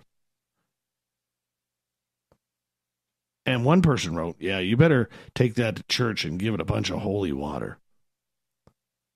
Voicing the fear of the dog, many Twitter users urged the woman to be careful where she stores it, alleging the doll is haunted. Some of the comments, you putting it on the porch to sleep? I recommend putting it on the porch to sleep. Move into the church and wash in holy water every day. Pete from the UK says, I am not religious, but I would now consider getting a priest to exorcise that thing. Honestly, it's just an ugly doll. There's no reports of it being haunted. It's just ugly. One person wrote, just look at those sweet button eyes.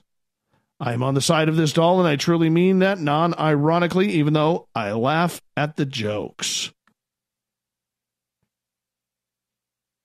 Yeah, it's ugly. Who buys an ugly doll? And why would you buy an ugly doll? I don't get it. Here's a scary story. Don't know if you heard this one. Well, now you will. A passenger on a United Kingdom Pakistan flight at Manchester Airport caused severe delays after he opened an emergency exit door in an attempt to reach the bathroom while the plane was, thankfully, still on the ground. Pakistan International Airlines Flight 702 was due to fly from Manchester to Islamabad Friday, but it suffered the delay of 7 hours, according to the airline. 40 passengers were offloaded following the incident, during which the exit slide deployed automatically. A spokesman for the airline told the media the passenger had accidentally opened the door thinking it was the bathroom. All passengers are safe. Manchester Airport declined to comment on Friday night's incident. In May, an elderly passenger was arrested and detained in the eastern Chinese province of Shandong for endangering the safety of an aircraft after he tried to open an emergency exit as a plane sat on the ground. Apparently, there's other occurrences of this happened again in February 2018 when the emergency exit doors fell off Dana Airlines plane as it landed in Nigeria's capital of Abuja. Never heard of this happening. Wonder if this is a Boeing thing or an Airbus thing. I got to say, I've flown, I haven't flown a lot, but I've flown enough to recognize the little labels they put on the bathroom doors. It's not very hard when you look for the bathroom symbol. That's why there's no language on them.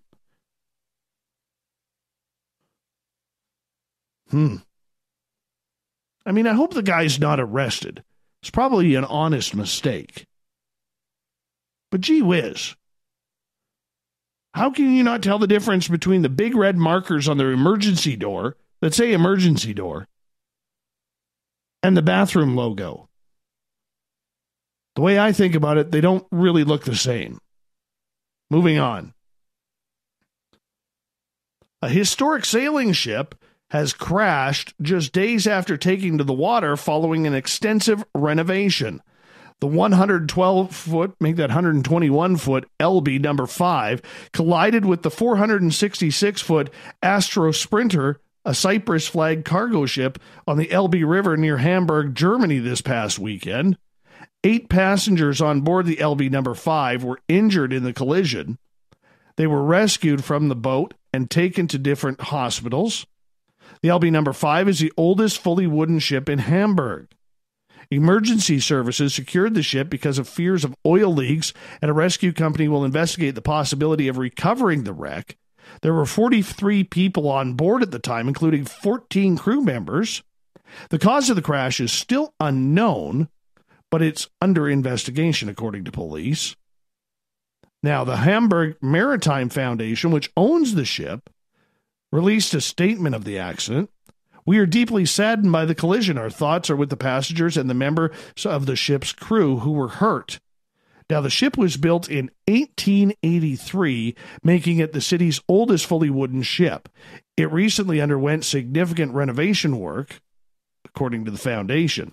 After decades as a pilot boat used to guide larger ships in Hamburg's port, the LB number 5 was sold to American journalist Warwick Tompkins, who used it as a houseboat.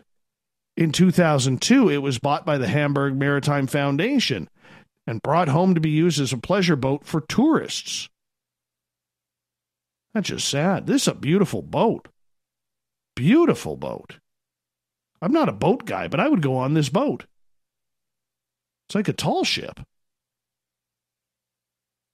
It's made of wood. Has suffered damage before, says Wolfgang Benz, who was involved in the restoration. Let's see what further damage is added in the rescue effort. They'll see if they can store it again.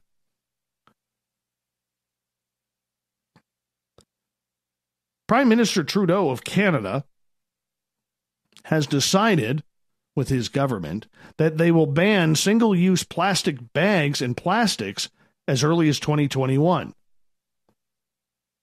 Trudeau said the specific items to be banned will be determined based on a science-based review, but the government is considering items such as water bottles, plastic bags, and straws.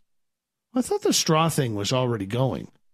Number of restaurants and fast food restaurants around here are using paper straws now. I thought I wouldn't like them. They're all right. I'm okay with them. Anyways, his government is drawing inspiration from the European Union's Parliament, which overwhelmingly voted in March to impose a wide-ranging ban on single-use plastics to counter pollution from discarded items that end up in waterways and fields and the oceans. Many other countries are doing that, and Canada will be one of them, Trudeau said. This is a big step towards what we can do in 2021. Less than 10% of plastic used in Canada gets recycled. The government said that 1 million birds and over 100,000 sea mammals worldwide are injured or die each year when they mistake plastic for food or become entangled. You know what? I think this is a good thing. I really do. I know I've been pretty critical of Prime Minister Unicorn there for a long time, but he's got this one right. You got to give credit where credit is due. The Unicorn got this one right. What I would like to see, let's add to this.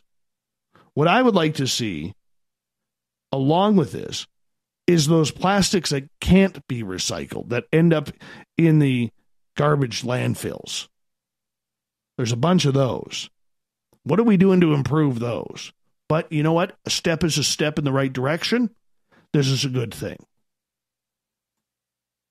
Genetically altered fungus is killing mosquitoes with spider venom. Researchers from the University of Maryland and the Research Institute of Health Scientists in Burkina Faso have figured out a way to genetically alter a fungus to produce deadly spider venom that kills mosquitoes dead.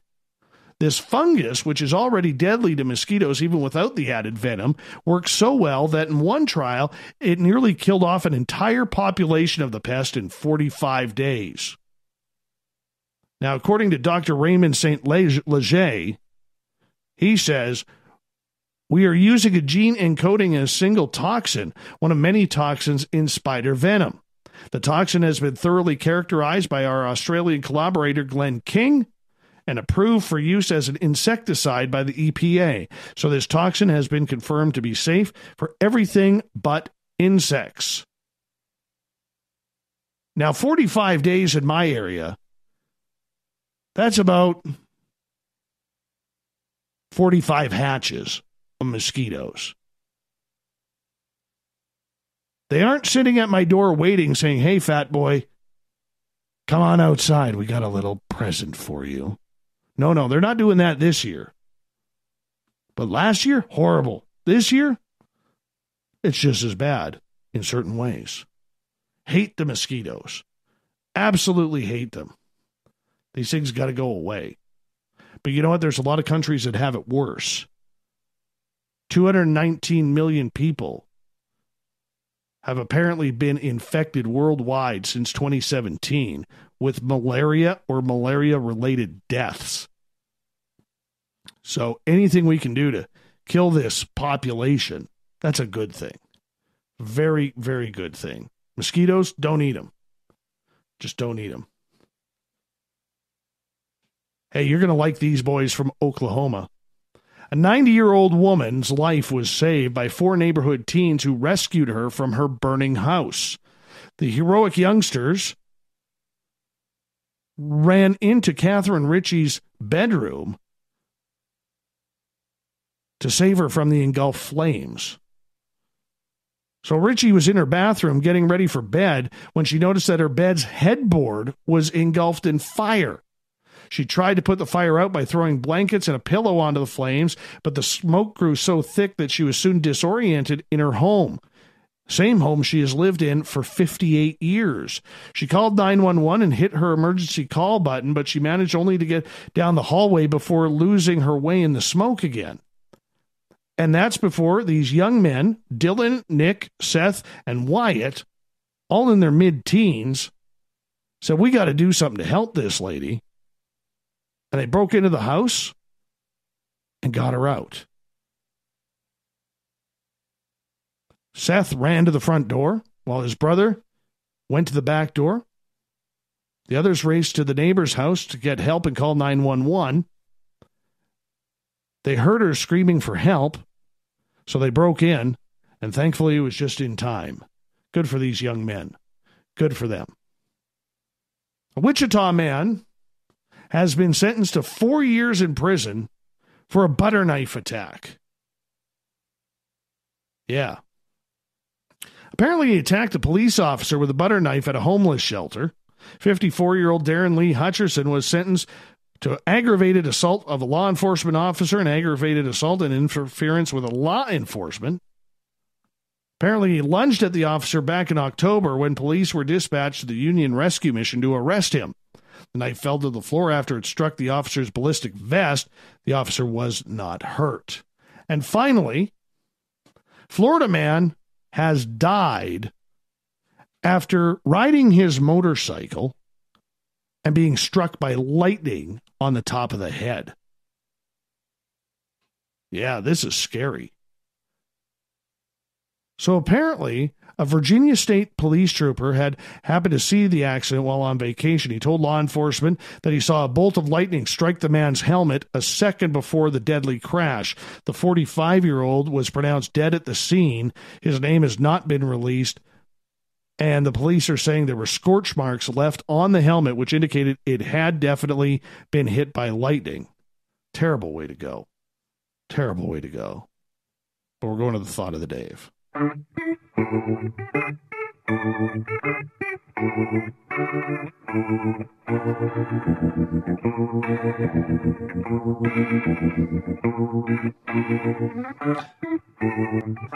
Thought of the Dave happens every night at this time, where we post a question on our Facebook and Twitter pages, then read your responses on the air because we love the audience participation around here. Today's Thought of the Dave is as follows. What do you think of the FBI admitting last week they actually investigated a Bigfoot case? Got some interesting answers with this one. Keith, Reverend Keith, that is no way to speak about Donald Trump. Stephen, they got FBI agents with big feet. Want to know where Bigfoot gets his shoes from. Tim, Mulder was correct. Alfred, old news. I was told that among the other things 10 years ago by an FBI agent. Gail, attesting her love for Rob Zombie. I seem to be in disagreement with everyone else in the community on this topic, but I've worked in government, so I have a different perspective. The FBI has their own FOIA file in which they place completed FOIA requests. They had received an FOIA request about Peter Burns' correspondence with them regarding his request for lab testings on hair and skin samples. Having completed the FOIA request, or FOIA request response, they placed it in the FOIA file. There was no press release nor any fanfare about it, just some filing on a completed request. And back in the 70s, when the correspondence was active, the FBI was the only means by which some laboratory testing could be done. Nikki calls it comical. Les, objective is to flood the media with all kinds of talk of UFOs, now Bigfoot and such. This will help soften the blow on the truth, desensitize the populace by overstimulating them. Our favorite veteran, Marty, that may not mean what everyone thinks it means. After all, they investigate all kinds of people that they give weird nicknames to, like Deep Throat? I don't get it. Well, I get it, but I don't get it. Ryan, take your eye off the prize, sleight of hand. Then they can see we investigated it, and it was not true. I would expect more in the near future. Kimme from Ontario. There obviously is a strategic reason as to why the FBI announced this. Just not sure what that reason is, but it's kind of exciting. You know what they say about men with big feet? Big hands. Michael, I think it's cool in a very weird way. Penman, the FBI dug up the worst piece of disinformation they could find to release to the public.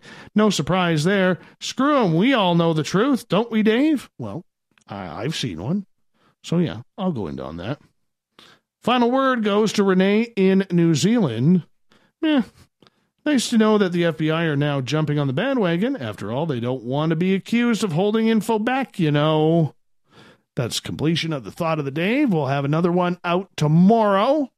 So make sure you have a good time with that. You can find them on Twitter and on my Facebook page. So if you want to play along, get your responses read on the air, that's what you do.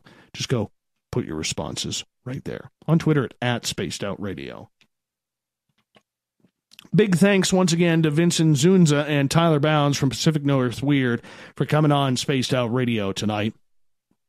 Really appreciate them taking the time talking about Bigfoot being a potential hoax for the last half century or so. I still think it's real. I know it's real. I've seen a couple of them. So why wouldn't I? I am a believer. I don't want to believe. I want to believe because I do believe that they are real. Big thanks, Captain Shirk, for putting our news together tonight for the SOR Newswire. It can be found at spacedoutradio.com or on our Facebook page, the SOR Newswire. Tomorrow night on the show, researcher, investigator, an all-round good guy because he's got some incredible chin hair. Michael Huntington will be with us. We're going to talk about ghosts, his paranormal travels, UFOs, and whatever else we can fit in starting at 9:06 Pacific, 12:06 a.m. Eastern at spacedoutradio.com. We got Mr. Ron Bumblefoot THAL rocking in the background with Little Brother is Watching. Bumblefoot is the official music of Spaced Out Radio, rocking us in and out of every single show. Get your horns up for the guitar god himself. Always appreciate rocking out to him. Of course. Singing lead for the power group from the 80s, Asia, right now. Make sure you catch that tour. Special thanks to everybody listening in at home, in your cars, at work, in our chat rooms, on Twitter at #SpacedOutRadio, wherever you may be. Remember, this show is copyright by Spaced Out Radio and SOR Media Ventures Limited. Thank you so much for tuning us in tonight. You make it all worthwhile. Because together, my friends, say it with me, we own the night.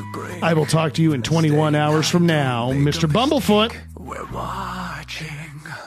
We need a favor. We need you to take us home.